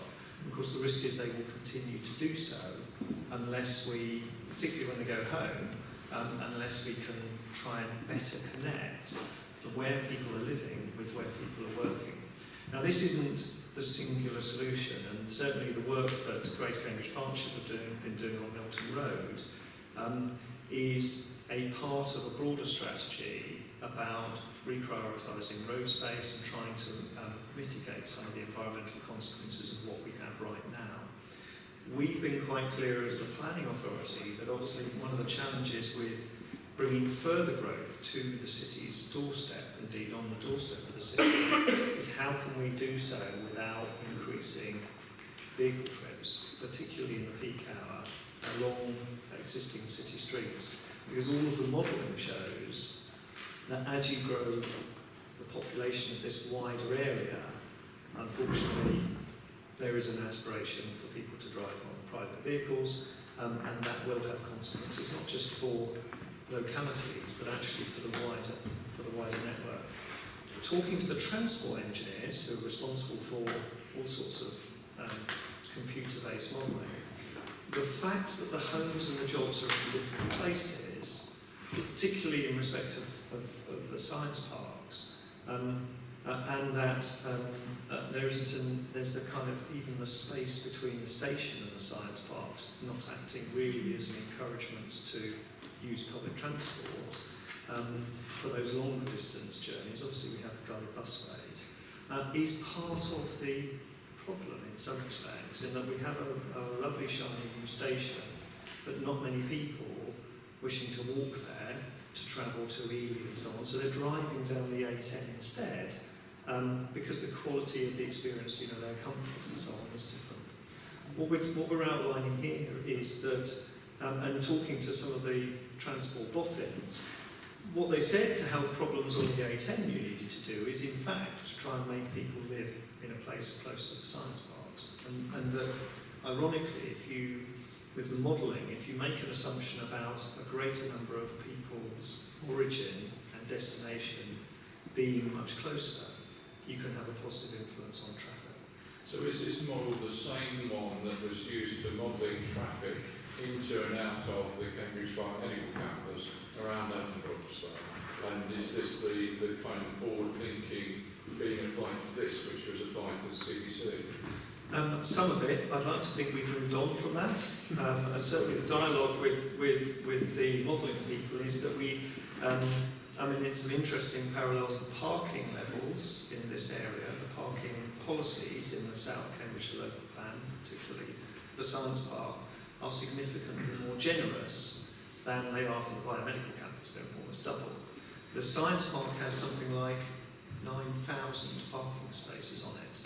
And so part of what we're trying to do, and one of the main reasons for extending the Area Action Plan boundary, is that in our conversations with Trinity and Trinity Hall and St John's, we've been trying to say the current approach of meeting parking demand is not going to be helpful or successful for either the place going forwards, but also for the communities that surround it. And they need to innovate and start to think more radically about, there are 20 hectares of car parking on the Science Park.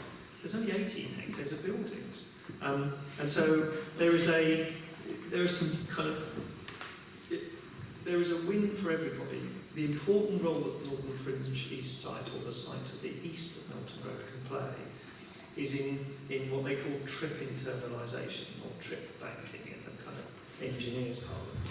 And what that means is that if you can walk to work, or you can contain your trips to school, shops, work within a locality, so that you don't need to get into your car, then if the effect on the road network is significantly reduced. And what you will see, and as I said, one of the reasons that perhaps we have 9,000 or so spaces on the science park is that the historical planning policies have been very much based upon a ratio of car parking spaces to numbers. The work that we're doing with Urban Civic on Waterbeach and with RLW is now about trying to understand how many extra trips are you allowed to add to the network, or can the network accommodate, and then designing schemes back to make sure that number of trips is not exceeded. And that requires a shift in planning policy, and it's required actually some very extensive discussions with the traditional property providers in science parks, in the science park for example, who were very concerned about the planning authority saying, hang on a second, you cannot increase car parking above your current levels because you are not helping in terms of the issues that local residents are suffering and about trips on the network. So we need to put in place a policy framework to help us do that.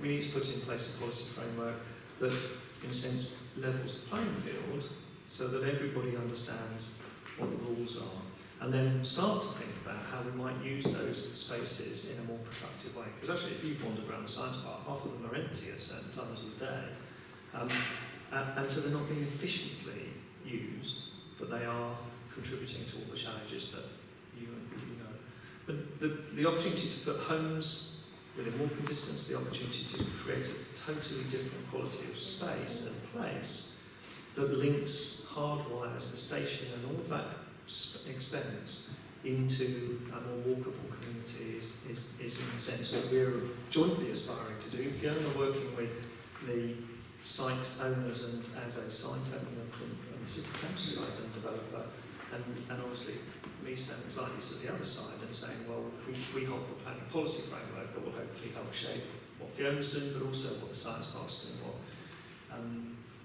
Brookgate want to do on the railway sidings, to try and make sure that we don't have piecemeal changes, that we can have some areas. Sorry, it's a very long answer, but it's a very sophisticated bit. I don't know if you want to add anything.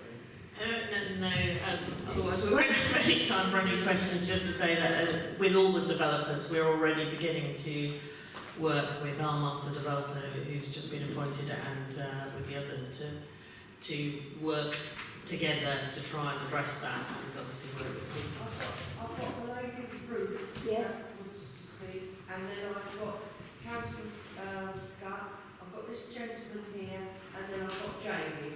And I think that will be it for tonight, because we've got to have our half start. Thank you. Two separate points.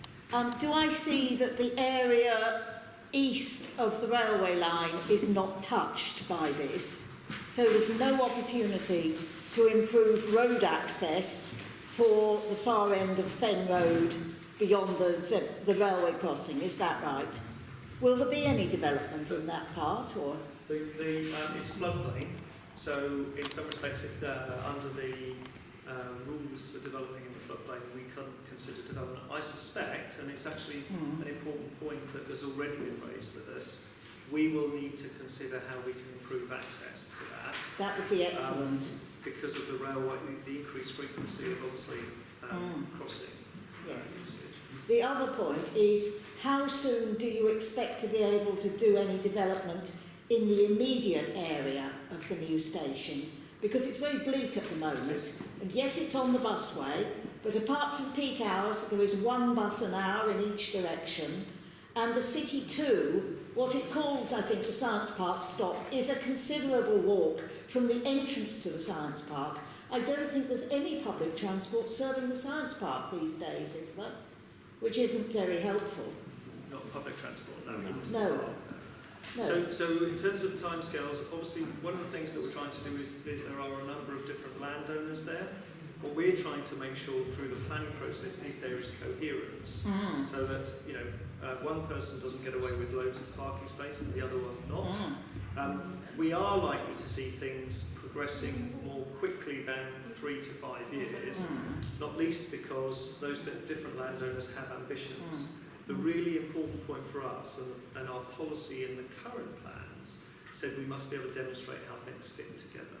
And so the early work that we want to do, the early feedback that we want to get is to help us to understand that if Brookgate or the landowners around the station want to, and it's quite important in fact as you rightly say, that they bring something forward that makes it more of a place, that feels safer, that's more lit and so on. We want to be able to enable that at the same time as making sure that, for example, things like community infrastructure, transport changes and the other necessary bits of a place, they make an appropriate contribution to deliver it. Good, that would be very helpful. I'm so glad I didn't meet my dangerous dogs walking back from the railway station. That would have been seriously scary. Just to add to that briefly, obviously until we can relocate the water recycling centre, development is limited. Even around the station? Well, it's limited generally in the area, not totally, but it is limited. Fiona, can I just take this gentleman before the councillors, please? Similar to Bruce, so as far as I can see, all those people that live there, if they want to go into town, they're going to have to come through the train station and across Fen Road, either across the new bridge or down Fen Road. I mean, have you taken into account how dangerous that is for all those people? Have you got any kind of contingency plans for? So in terms of people moving into the city centre? Yeah, if you want to go across the river from this new complex, you've got to do that route across Fen Road. Yeah, so one of the things that have been raised with us is there any way that through the development of this site we can make provision for improvements to connectivity around that? We don't know at this moment in time because obviously there are all sorts of physical infrastructure issues associated with it. But that's something that is an issue that's been planted with us by councillors as well as obviously we've heard from others in the community around the isolation that potentially exists for that group. So it is something that we would at least seek to explore. I've actually got 3 issues. One is how much provision is there intended to be for social housing? How much provision for affordable housing? And I mean real affordable housing. I don't mean up in the air affordable, purported. That's number 1. Now, number 2 links into this issue of transport that each of those former has raised, because everything that was said was about getting people to jobs, and the point that was made here is really highly germane. People are not just wanting to get to jobs. They'll want to come into the city for entertainment, they'll want to come into the city for shopping and so on. So this really can't go ahead. It's not enough to say we're thinking about it. There has to be a real transport infrastructure, because it's laudable to get to your job walking or on your bicycle, but there are other purposes that need transport. That's number 2. And number 3 is about relocation, because we as councillors we're being inundated with concerns from residents in relation to 2 water plant projects that are proposed, and this relocation, wherever it's going, will actually raise real concerns from those who are now going to be near the plant. So that has to be taken into account too. Just to confirm, my question was actually very much the same around social housing, which I've got an idea on the answers, but I think are a really important part of this project. Certainly on the core site, which is the site that's owned by England Water and Cambridge City Council, the intention and the high-level strategic brief is that it will be a policy compliant level of housing. At the moment that is 40%. I can't absolutely clarify the mixture of tenures within that just at this moment in time, because obviously we've got a lot of work to do on the development and the joint housing strategy that is coming forward will obviously inform that, but that will be determined obviously at a later stage. sorry, the transport thing, well, I don't know if Steve wants to say anything, but just the plan is that the core site development, if we can bring it forward, will include some commercial, but it is designed to be a community, so we would hope that whilst obviously people will still want to travel into the city centre, that there will be social infrastructure as well to allow them to enjoy time and space. You're not going to keep them from coming into Grand Arcade. I'm sure they're not. I mean, on that point, I mean, one of the things that, I mean, it's not just here we're talking about it, it's talking about in locations outside the city and some of those new settlements, is absolutely the primal, the prime retail destination, the prime cultural destination will always be the city centre, I suspect, for the time being. The objective is to make sure that people don't have to travel in, particularly in the peak hour, because facilities and amenities exist for them locally. One of the challenges and one of the interesting points, talking to even the science park, is you'll notice they're starting to try and add facilities to that park, because it's actually not a very good offer at this moment in time. You know, when I first arrived here a few years ago, people said to me, well, if you want to get a coffee on the science park, you have to go over the bridge to Tesco's or something like that. It was not a very good, and that is inconsistent with the type of place that we're trying to create. If you look at, I'm not suggesting Eddington over in West Cambridge is a kind of a model, but you'll see that they've put in facilities alongside the residential uses to try and manage the fact that if I want a pint of milk, I don't have to drive up and down Milton Road to get it, but there are facilities local to people. And likewise, if we're to build genuine communities, we need creches and under young children provision and so on, as well as things for people to do. Thank you. Finally, sorry, on the relocation, absolutely understand that people will have concerns. As we say, the criteria methodology for a potential relocation is strictly laid down, and we will be going through, subject to the HIP funding, coming through the options for that. We do understand, I mean, clearly the current plant, as you're aware, has been there for an awful long time. The relocated plant will be a modern constructed plant, which obviously has at least some of the less issues than maybe an old-fashioned one. But we do understand that there will be concerns, and we'll obviously be working to address those within the framework of the relocation criteria. And my role is I'm Director of Planning for South Cambridgeshire as well, so I'm acutely aware of the very significant issues that, quite understandably, those communities impacted by potential relocation options will be raising. And we need to make sure that we can hear and respond to them. Thank you very much. Right. Anybody would like some tea or coffee or biscuits? Go through the store here, help yourself, and then we'll start in Safe taking a break.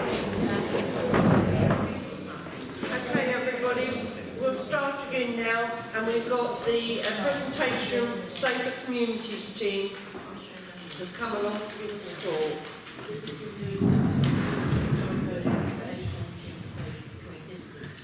Good evening. I'm Linda Kilkelly. I'm the Safer Communities Manager for Cambridge City Council.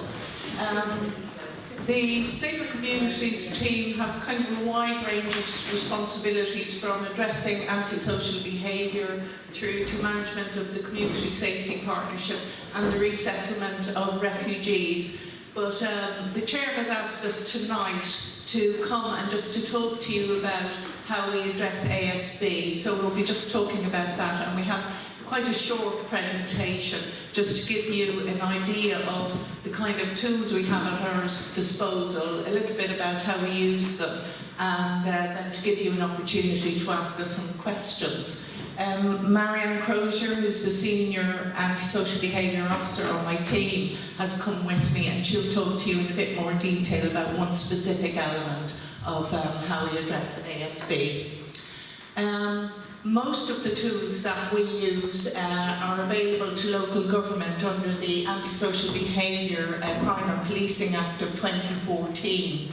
And the sort of things we can use are civil injunctions, community protection notices, public spaces protection orders, closure powers. We have evictions and criminal behaviour orders. Some of these are quite a lot easier to use than others. Some have very, very detailed processes around them, and a public spaces protection order would be one of those.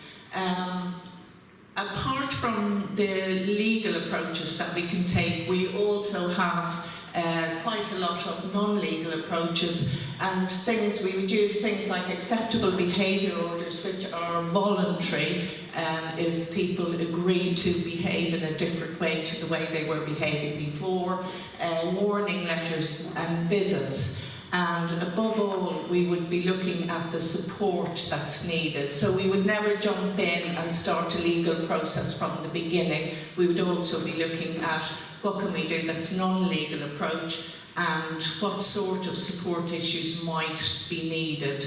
And that's because, particularly in the last, say, 5 years or so, certainly in the last 3 years, we have found that an awful lot of the antisocial behaviour has underlying other causes, and that would be such as mental health issues, possibly with the victim or with the perpetrator. People can present as a victim and turn out to be a perpetrator, or the other way around. So it's quite a complicated issue, and also we would also have quite a big element of due dependency on drug and alcohol. So support issues are very, very important. We do cover a very wide range of issues right across the public arena, as well as in our council tenancies. The most common forms of ASB in Cambridge that we come across are breaches of tenancy agreement, and that's, I'm talking tonight only about antisocial behaviour. Obviously we don't do breaches of tenancy management, that's a housing officer role. Neighbour disputes are quite common. Community disruption, and by that I'm probably talking about young people on our open spaces, maybe moped riding, maybe intimidating behaviour outside shops, that sort of thing. And then quite a big issue, which you probably all have noticed if you come and go from the city centre at the moment, street life community issues. Just to give you a little bit of background about how we come to, on the Safer Communities team, we mainly deal with medium to high risk issues.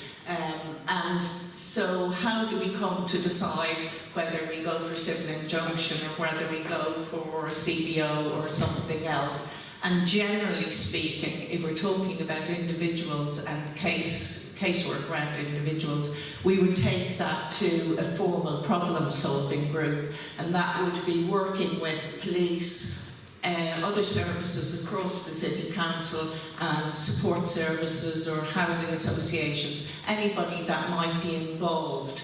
And there we would talk about what's the best approach, what's already in place, what would we need to do, and what support services are already there or possibly needed. When we're working, we're looking at, generally speaking, the level of evidence is on the balance of probability, and that means if we have good enough evidence to put before a judge, if we are taking legal action that says, yes, this probably happened, yes, this behaviour was probably taking place, rather than beyond reasonable doubt, which is the criminal level of evidence. So that's why sometimes we would take action instead of the police, because maybe we have more, there's more likelihood of us having success than the police having success. So it would depend what we would be talking about. We're not talking about high-level criminal activity. At the last area committee, I was asked about a specific case around an eviction. Obviously, I can't talk about specific cases in public, but I did, it was kind of running on from that the chair talked to me and asked me if I could come and give you some kind of a more detailed look at what happens if an eviction was to take place. And I'm going to hand over to Marianne now, because she's the one that actually gets the evidence together and will be probably the one who's in court if we are going down that legal pathway. Yeah, I mean, as just sort of following on from what Linda said, we always view eviction as the absolute last resort. We jump in, we do everything we can beforehand to try and prevent the behaviour from continuing, because people in their communities, we have a responsibility to the whole community, the perpetrator and the victim and the other people who may or may not be affected by the antisocial behaviour. So way before we get to anything like seeking possession in a court or any injunctive action or anything like that, we'll have tried lots of other solutions first. There are some exceptions, like Linda says, so if there's a serious conviction that's happened, that may result in possession action being taken under the 2014 Act, mandatory possession for that. But usually usually the low-level stuff really, the earlier stages really work, because some people aren't aware of the nuisance their behaviour can cause. Some people, if they're talking about their children might be causing nuisance, like Linda said about riding motorbikes, mopeds, anything like that that parents might not be aware. So it's often just having that first initial conversation, writing a letter. We also have in our service the Neighbourhood Resolution Panel Scheme, which is a really great service, which is run by volunteers, and they can offer it's a restorative justice approach where they get two parties together, 3-4 parties, however many, and they run through a very sort of mediation approach in a very safe way. And we've got some really good results about that, really practical things that really help people who are sort of struggling to find a way with their immediate neighbours. So we do mediation, we might look at acceptable behaviour contracts. That might be more for I have done them on adults, but sometimes for young people, so it's preventing them from going to certain areas where they may be causing a nuisance. It might be putting a curfew on them. This is a voluntary agreement with their parents often, so it's quite nice to be able to get the parents involved so that everyone knows where everyone's doing it. There's a supportive approach through that. And we can also get young people involved with activities they might want to do to try and prevent them from getting involved in anything further down the sort of criminal behaviour route. We always look to any support we can offer people, and we have we refer to external support services. We just see what works for the person who we're talking to. But yeah, primarily I'll have to gather evidence. If I'm going to go to court, I have to have the suggestion that there's been nuisance behaviour, breach of tenancy, and then we would look to, if we can establish there's been nuisance, we believe that on balance of probabilities it's happening, we would take a case to our tenancy enforcement panel, which is, they approve any action that we would recommend. And we might look to serve a notice of seeking possession. We don't serve them as a warning. It's the first stage in the legal process. It's a legal document. It's very serious. We would I always would explain to the person who's getting a notice of seeking possession what it means. It doesn't mean you're going to be evicted immediately. This is something that we want to, what we need to do if we need to work with you to stop this behaviour from continuing. But that you have breached your tenancy, and if you continue to do so, then the council can apply to court for possession of your property. It's the most serious action I think we can take, and we don't do it lightly. I will always continue to collect evidence, work with the community, work with the perpetrator, because there's often so much stuff going on in their lives that we don't know about until we get involved in these conversations, and then we can try and find the appropriate support so they can stop doing that. And we would only ever continue with the legal process if we had the evidence that the behaviour was continuing, and we felt that this was the only way to protect the community from further nuisance. As Linda said, we do much more so than when I started working for the council. We do encounter vulnerabilities in both the victims and the perpetrators we work with. It's really important for us to strike that balance, because like I said, I have a duty to everyone in that community. We need to make sure that we can move forward in a way that's that's suitable, appropriate and supportive for everyone involved. Nowadays we do encounter issues around with mental health and capacity issues. That's making court cases, it's very interesting, it's very complicated, and we need to make sure that everyone who we are taking to court has the appropriate support and appropriate legal representation. So that just all gives a bit of a flavour about where we can go. It's a quick whirlwind talk, but we haven't got long, so I just thought it might be useful to give that. And if anyone's got any questions about how we might sort of deal with antisocial behaviour in your area, so we'll try and answer them. I am concerned, actually, we do enough students in our Cambridge school, in our centre in Cambridge, but what do we do for our locals? Where do they go to? I mean, if they don't know where to go to, or like clubs or something like that, we have nothing in our area that children can go to, or teenagers to enjoy themselves. It's all about the students. For younger children? Yes, younger children. Well, I suppose they have youth. No, sorry. The gentleman last week, there was 8 teenagers climbing up there. We did get the police out, and we got photos of them. I mean, if they join in gangs, surely our community centres can do something, like have discos or something like that, or something to get the children. They used to have them in community centres with discos and that, but or something to keep them busy. But there's nothing for our children, or that's out in Cambridge. It's all for students. Ladies talking about the older children, Yeah, older not children. teenagers. Yes. We're talking about the sort of 8 to 16 year olds. Talking about young teenagers. I know I was involved some years ago in trying to get some projects running around young teenagers. At the time, they were not interested in being involved in anything formal. Since then, I know I assume that we will re-look at those sort of things if they are. What was happening, I think, at the time was that most children were staying indoors, and certainly antisocial behaviour incidences in that form were going down year on year. If that changes, I guess, as an organisation, we'd have to look at it again.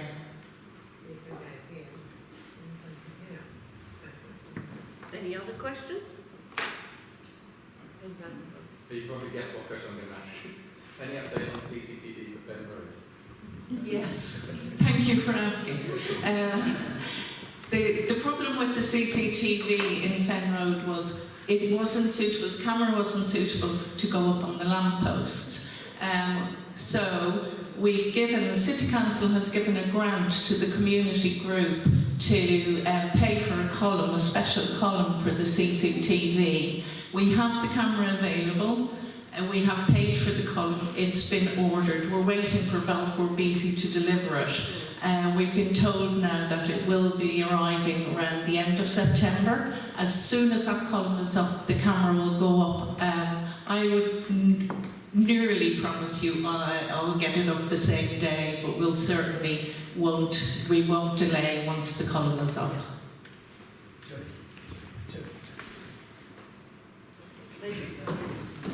I have 2 questions. One is, you said you will take evidences and get assessed the evidence on a balance of probability. Yeah. Then you put it to where? Are you talking about a private prosecution, or are you talking about a civil, going to civil court? So most of the things we do, with regards to possession, they go through the civil court. So we take action through our legal team and go to the county court for that action. When it would change is if we have an injunction, and if there's committal proceedings on the injunction, so we're saying that the person's breached the injunction, then the balance of probability changes to that of a criminal prosecution. Still heard within the civil court though. But some of the cases I work on actually, I've got one case on at the moment where I'm looking at nuisance behaviour a person is causing their neighbour in the locality of their home. So we have an injunction against them because of the nuisance within the sort of very local area. However, they're also causing nuisance for this person in the wider community, towards their place of work, and in the so we work very closely with the police. So the police were looking at that in terms of harassment. We would look at that in terms of the sort of civil action we take. So we try and do joint work wherever possible. But like Lindy said, we have to look where the tools and powers we have, where they best sit and where it's best to get the nuisance to stop. So, but most of my work is through the county court. And I have another thing. You said you work through the communities. Yeah. If a matter, for an example, if an issue within the community where police have already intervened and it is not in front of your desk, you haven't even notified about it. So in that case, if you were notified on a later stage, no police is involved, what would be your position on such cases? I suppose it depends on what's happened in that case already, what action the police have taken. If there's cases that are involving, like Linda mentioned, the problem-solving group, that's a multi-agency group that the city council, we have representatives from the city council, from housing associations, from the police, from support agencies, from quite a wide range of agencies, so that we can sit around the table, problem solve. So the likelihood is, if the police are dealing with a community-based issue, that it would be dealt with at the problem-solving group. And even if we weren't the lead agency on it, we would know about it. Then if it came to our attention, we're under information sharing with these agencies through this group, so that we would often, you know, if we don't know about it, or if we weren't directly involved, we would know about it and know where to go to say, can we get involved? Can we, you know, that sort of thing. Thank you. Thank you. Okay. Any other questions? Over. So can we have an update on the activities of the Task and Finish group for the criminality in East Chesterton and the Fen Road area? Those reports were promised to go to the private group of residents, but can we have something in public as well? On the poll that we've just been told about for the CCTV, so if the private residents group have been given the money for that, will they retain control over that poll, and will it be the private residents group who determine the policy in respect of what goes on that poll and when the camera comes off that poll, rather than councillors? No. The reason that the money was given to the community group was that they wanted to be active in getting something done down on Fen Road, and that's the only reason. We will still work with that group really closely. In fact, we helped the group to liaise with the county and Balfour Beatty to get the poll up. So it's a joint working situation, and we will always own the poll because it wouldn't make any sense otherwise. We've worked very hard on that, haven't We have, yes, and... Has the Task and Finish group done anything, was the question? Sorry? Has the Task and Finish group for the Fen Road area and the related criminality in East Chesterton, which was going to report to that private group, has it made any reports? There's no private group at all. We had two meetings. One in March and one in May. And that was, I called them meetings because of all the problems on Fen Road. There were open meetings, anybody was invited, and which people did come. And the police came, and yourself came, didn't you? And there hasn't been a meeting since with the residents. I have asked one of the residents if he's going to be setting one up. If he doesn't, then I, myself, and Cara and Beju will set another one up. So there's nothing private going on about Fen Road. Just in the meantime, I am working with the police, and we are also working with South Cambs district representatives as well. So we were trying to get the right people around the table first, but they're, as soon as we have some actions to report on, we will do. Yeah. It's probably also worth saying that Jerry and I and some of the South Cambs councillors met with the police and the antisocial behaviour officers. So there's because there's nothing to report at the moment, there's nobody to come back. And I hope if we do another meeting, we run it cross party. Yeah. You know, Of course. Yeah. Get back. But you're right. We do need to chase Tim because I saw you chasing him today. I have been chasing before as well. So we'll see. Playing the cricket team too much, I suspect. Okay. Yeah, this is something that I don't know whether it's in your remit or not. But a lot of the car park areas and flatted areas within Cambridge City Council actually have CCTV cameras or in that area. And does anybody ever check them? Because we It's would actually- like to know if they're actually ever Yeah. checked that they're working. Yes. It isn't actually within my remit. Only redeployable cameras within my remit. But I do believe that the car park cameras are looked at the central operations. And they would be looked at if there's a reason to do that. They're not looked at on a regular basis just for no reason, but if there was an incident, then they're available. Any other questions from the floor? No? Thank you very much. Marianne, thank you. I didn't mean to frighten you earlier.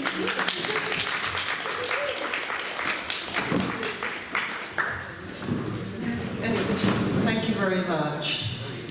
Okay, we'll go on to agenda item 8, and that's Nick. Nick, did you want to come over this side so you've got...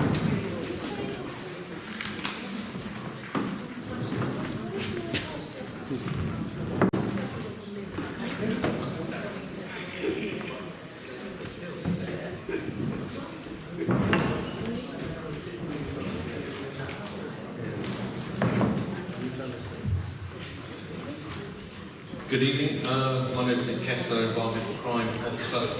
I've got an environmental data report here. I will keep it brief. I will go over the main points of it. On page 25 we have what the priority details were for the previous period. And it's enforcement patrols to tackle fly tipping on communal archways and green areas. It's Minerva Way, Augustus Close, Hercules Close, Neptune Close, Apollo Way, Arbury Court, Hazelwood, Molewood, Close, Church Street, Recycling Centre, Craven Way, Cameron Way, Cockerell Road, Dundee Close and Sackville, Aragon Close Recycling Centres. Patrols to address dog fouling on Chesterton Recreation Ground and Molewood, Hazelwood, Close areas, including early morning, evening and weekend patrols. Enforcement patrols to tackle abandoned vehicles across the East Chesterton Ward, and enforcement patrols to deal with illegal camping at Logan's Meadow.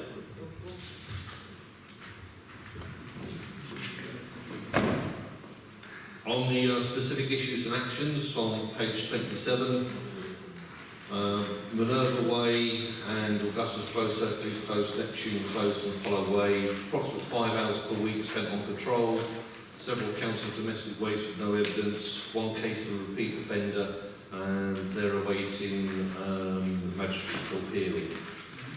Arbury Court monitors on a daily basis due to location and recycling point is regularly misused.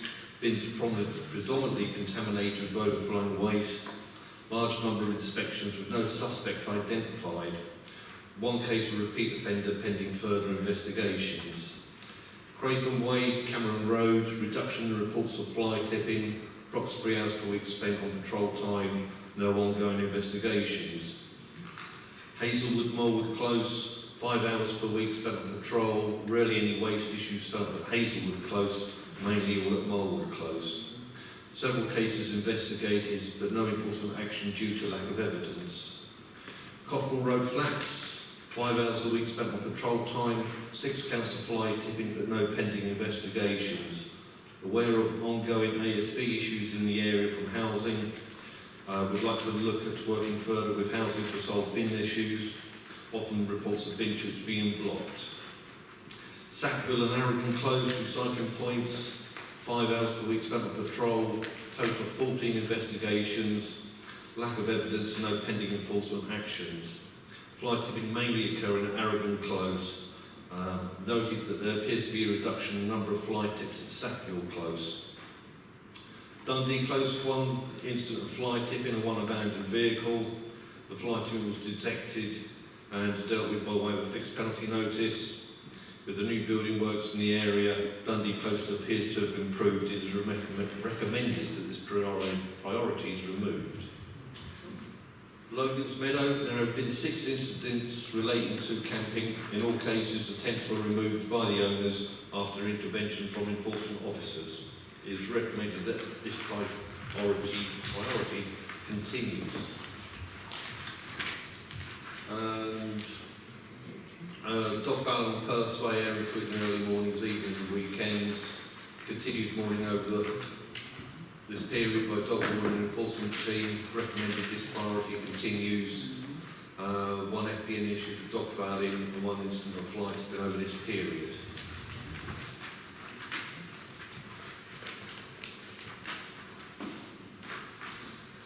If you'd like to turn to page 13, there's a summary of public realm enforcement data. 35. Oh, I've got 13 here. 35. Thank you. It's the... Is it the summary?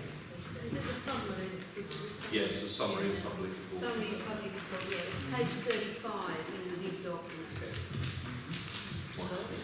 13 in yours, yes. Of the 51 abandoned vehicles reported, the majority were removed by their owners or claimed within 7 days. 26 7-day notices were issued and warning letters were sent to the registered keepers of the vehicles. Of the remaining vehicles, 4 were seized. Of these, 3 were claimed back and 1 was destroyed. 31 derelict cycles were removed from across all wards. The number of cycles removed as abandoned north usually vary between 30 to 50 annually. There were 91 domestic waste investigations conducted in the area, the majority of which was waste littered and fly tipped at recycling centres, bin stores and communal land across the area. Of the investigations conducted, 3 fixed penalties were issued for littering and fly tipping and 1 prosecution case. There were 6 cases of trade waste investigated in the North area. In 3 cases, a written warning was issued. 4 cases of illegal advertising, of which all were illegally placed in stalls, which was subsequently removed by the council and the estate agents responsible issued with fixed penalty notices. 8 cases of illegal camping in total at Logan's Way, 4 council served a notice and removed by the owner within the 24-hour notice period. Any questions? Yes, please. Leila. Yes, please. I'm concerned, I went to a cycling meeting today and I'm the Sheraton. I'm concerned about the price of 5 tickets. If you want to report it and get things taken away, it costs £30. Now I think this should be reviewed. I think that's the reason why people have liked it a lot, because they can't afford to do it. I think it should be cheaper. I'm sorry. Yeah, but that price is set by someone else. And again, also I'm going to say, when people report a ticket and they pay for it, they do not come on time to pick it up. So those people could be told they're flight ticket and they've paid the money, £30, and they don't come on the day to pick it up. I'm sorry. I think it should be reviewed, the flight ticket, and that's why you get so much. I mean, if you come to St Kilda Avenue, and I'm stoned about my area, I am. Because every day there's something left, every day there's either chairs or metal or anything, you know. And now I've gone and taken the camera. I even given pictures today to Regatta about it.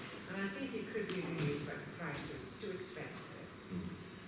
On that point, Cambridge City Council Housing does have a zero tolerance policy for all walkways in communal areas.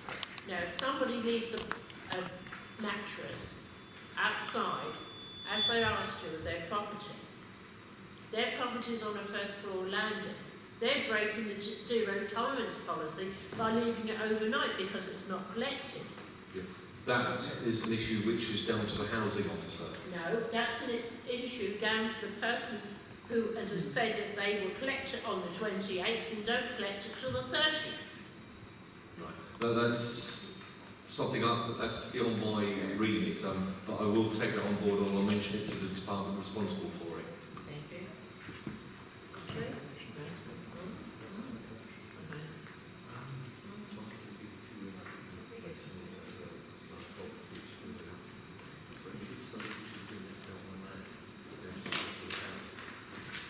Beiju, next, Yep. then one in. Yeah, I've got Ian as well, Gal. My response to Taylor, with due respect and appreciate all what you do, but she had mentioned to you straight on your face and your video that she should not be recorded. She doesn't like it. You did not have any concern and she refused to take her, record her when she's speaking. it amount harassment. When I sit here, especially as a councillor, all of them have explained to me, please do not record it.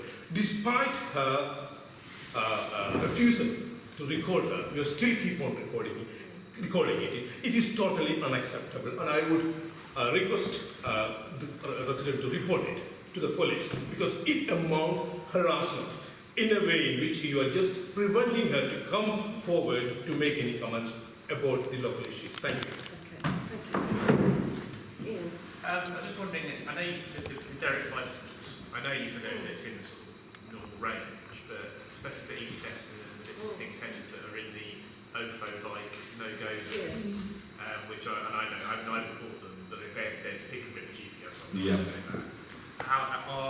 Is your perception that you track that, and is that included in those numbers, or is it not included? Not normally the off-road bike, because we will collect them if they've not been returned by or collected by off-road, and we'll hold them, and then we'll ring off-road. We have a phone number for them, and then they will come to the depot and collect them. Yeah, no, I know that. Sorry, what I was going to ask is, of that 31, is the percentage of the bikes that are off-road? Obviously it's gone up because it would have been 0 2 years ago, but is it slowly going up? And has it gone up because East Chester and anything taken specifically, or no, you can't? Because I don't have a split down, because we just record it as a bike, we don't record it as an off-road bike. So it might be worth looking at doing in the future to record that this is an off-road, this is a Novo bike, and so we can see what percentage are being dumped and vandalised. Yeah, great. Mike? Well, it's about OFO bikes again, really. I mean, I reported to OFO bike that was derelict in Gilbert Road. I reported it in 3 different ways. Eventually they said, well, we'll get around to it sometime.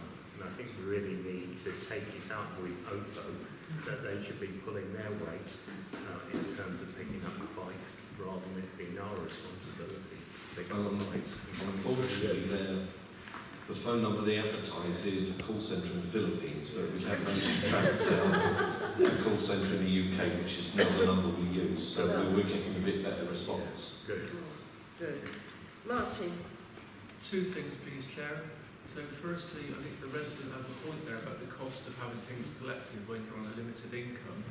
And the point I'd like to put to the officer is how much does it cost us as a council to deal with a fly tipping incident as compared with to pick up a mattress and fly tip as opposed to the cost that we receive when a resident pays for that mattress to be collected. And maybe that needs to be considered by councillors to get the best balance. The second point, I'm afraid Richard has become part of the conversation here, whether we should be recording it, because he's chosen to take an action that really wasn't necessary by continually filming the person who doesn't want to be filmed, and has stated openly, with lots of people listening, that she doesn't wish to be filmed in public or recorded in public. And Bajou has highlighted that, and I support Bajou in what he said as well. So you, Richard, have now become part of this debate today, in that you're recording people that don't want to be recorded. And I know the council's policy, in a sense, is at odds with that. But I think there is the wider point about just us as human beings together in a room and respecting the rights of each individual in the room, which you're choosing not to do. Also, you have a history. I remember a previous Northern area where you filmed children in a meeting, where you were not asked not to do that, and you still chose to do it. Now, that's another matter altogether, filming children, but anyway, you did it at that time. Now you're continuing to do it, and I think we as councillors can have to take this away and think about how to deal with you filming people in a meeting that wish not to be filmed. Because I think, in the end, I completely respect what you're doing as a blogger, or whatever you call yourself, as a sort of reporter of the meeting. But you're not going to you're not going to lose much by just missing one bit of filming, really.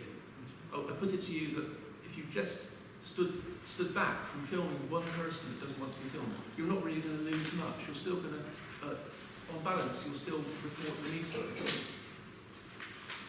Okay. So can we get back to any other questions on Nick's report? I was just wondering about our report, because our report is still showing up as fly tipping. and as you know, it's just been refurbished. And I was wondering if the statistics have come in before the refurbishment and if we might have a change after the refurbishment, because we hope that it would raise community pride in the area. Yeah, what tends to happen, the fighting tends to take place around the back of Harbury Court where the bins are, and because you've got an access road there, people just drive around the back and open the back of the car or the van, just throw it all out and just drive straight off. So I don't think we're ever going to solve the problem there. The Harbury Court's looking lovely, but it's the service area around the back which is the problem. I think that is going to continue. Thank you. Thank you. I've got Jamie. Thank you, Chair. Thank you, Nick. A question I have around needles, which I'm looking for to be like the most sort of dangerous item. It's the most contentious subject. I know there's no comparative numbers on page 15 that was there in the previous year. Is that just Yeah, there was I think that's been updated on our website. The other thing I was sort of noting is on pages 16 and 17, it lists out the details. It doesn't look like there's been any instance of this since January 2018. Yeah, no, that's what it was seen wrong. Because it's done on template and there's like 5 departments all brought together onto one document, and this department's list, and it has been since updated and sent through to. Okay, because I think, I guess, that's probably a question to you and the committee. I was doing some volunteer work this weekend on some comment, and they've got obviously a kit to deal with needles. We've highlighted county line drug issue as a priority for the police. And I'm just wondering if you think there might be a priority worth setting around needles or not. I wasn't sure on the information, but that's the question. Talk to me.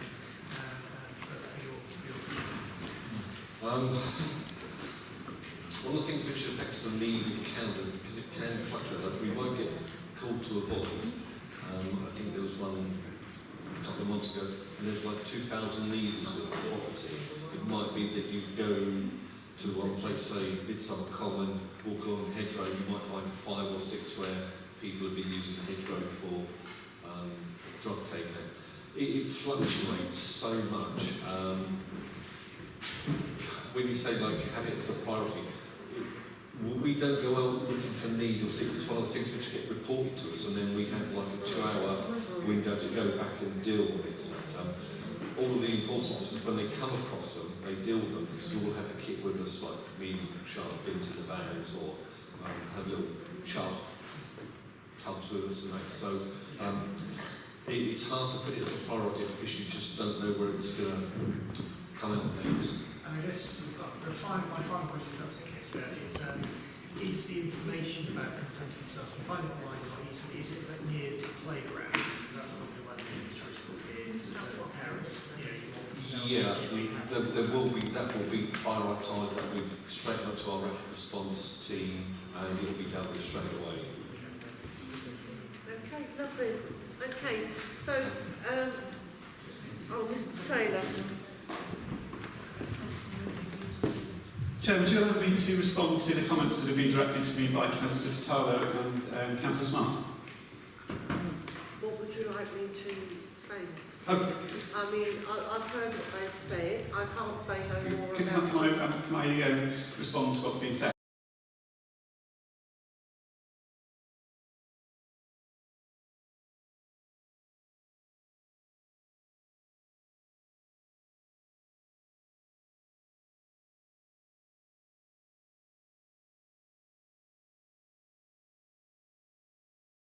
So just a contemporaneous note, as I'm leaving the North Area Committee meeting on the 12th of September.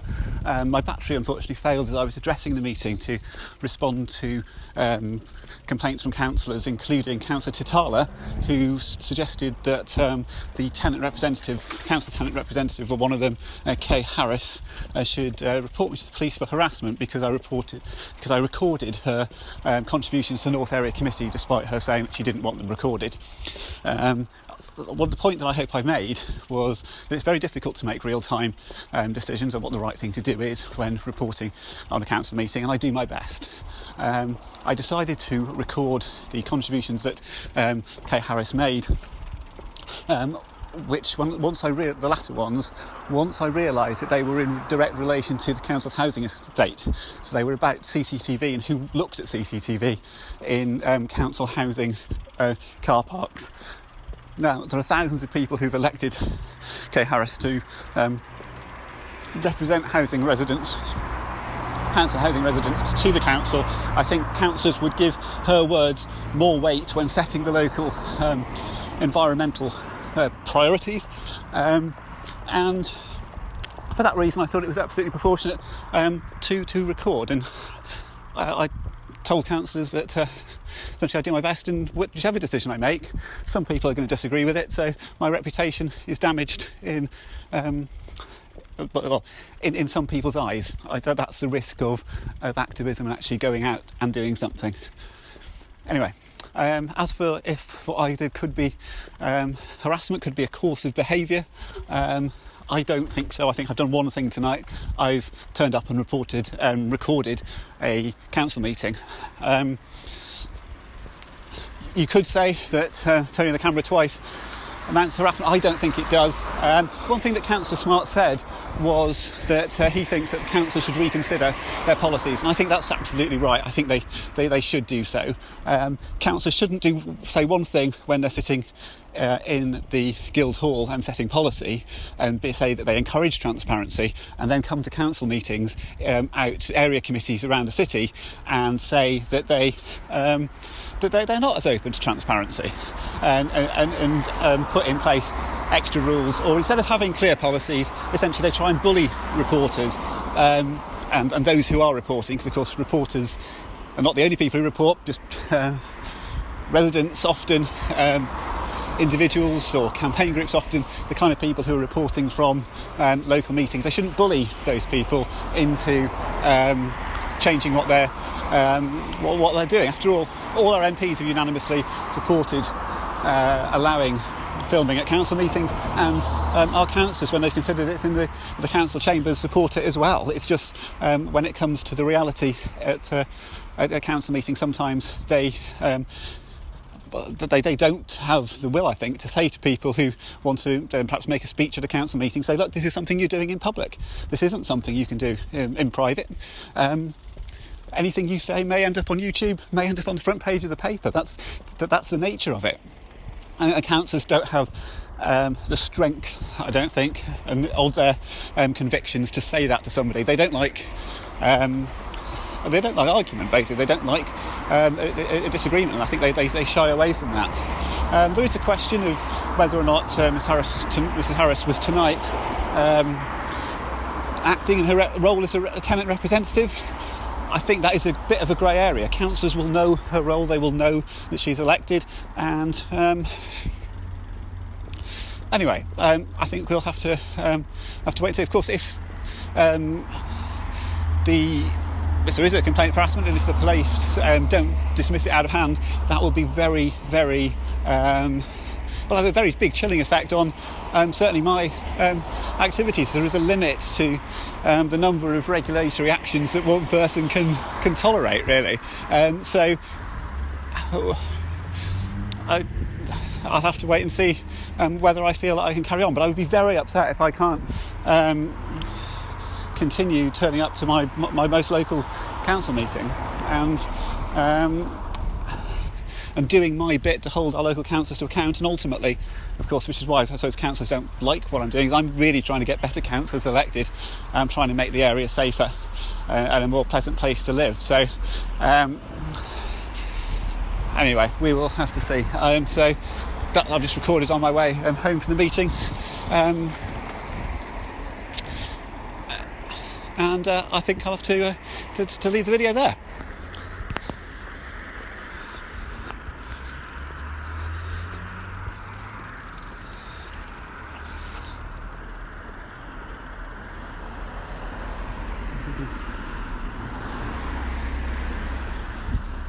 I suppose one thing I could say, as I'm just struggling to stop this recording, is I decided to leave the meeting as soon as my camera ran out of batteries because I felt it was unsafe to stay there while I wasn't recording. At some meetings when that happens, I moved to recording on my phone. I don't know, I didn't feel that would be sufficient protection really this evening, so I decided just to leave, and I did miss, for the first time in a long time I think, an element of the North Area Committee. I did actually miss the actual priority setting for the environmental matters. Anyway, right, that is it. I am really going to leave it there.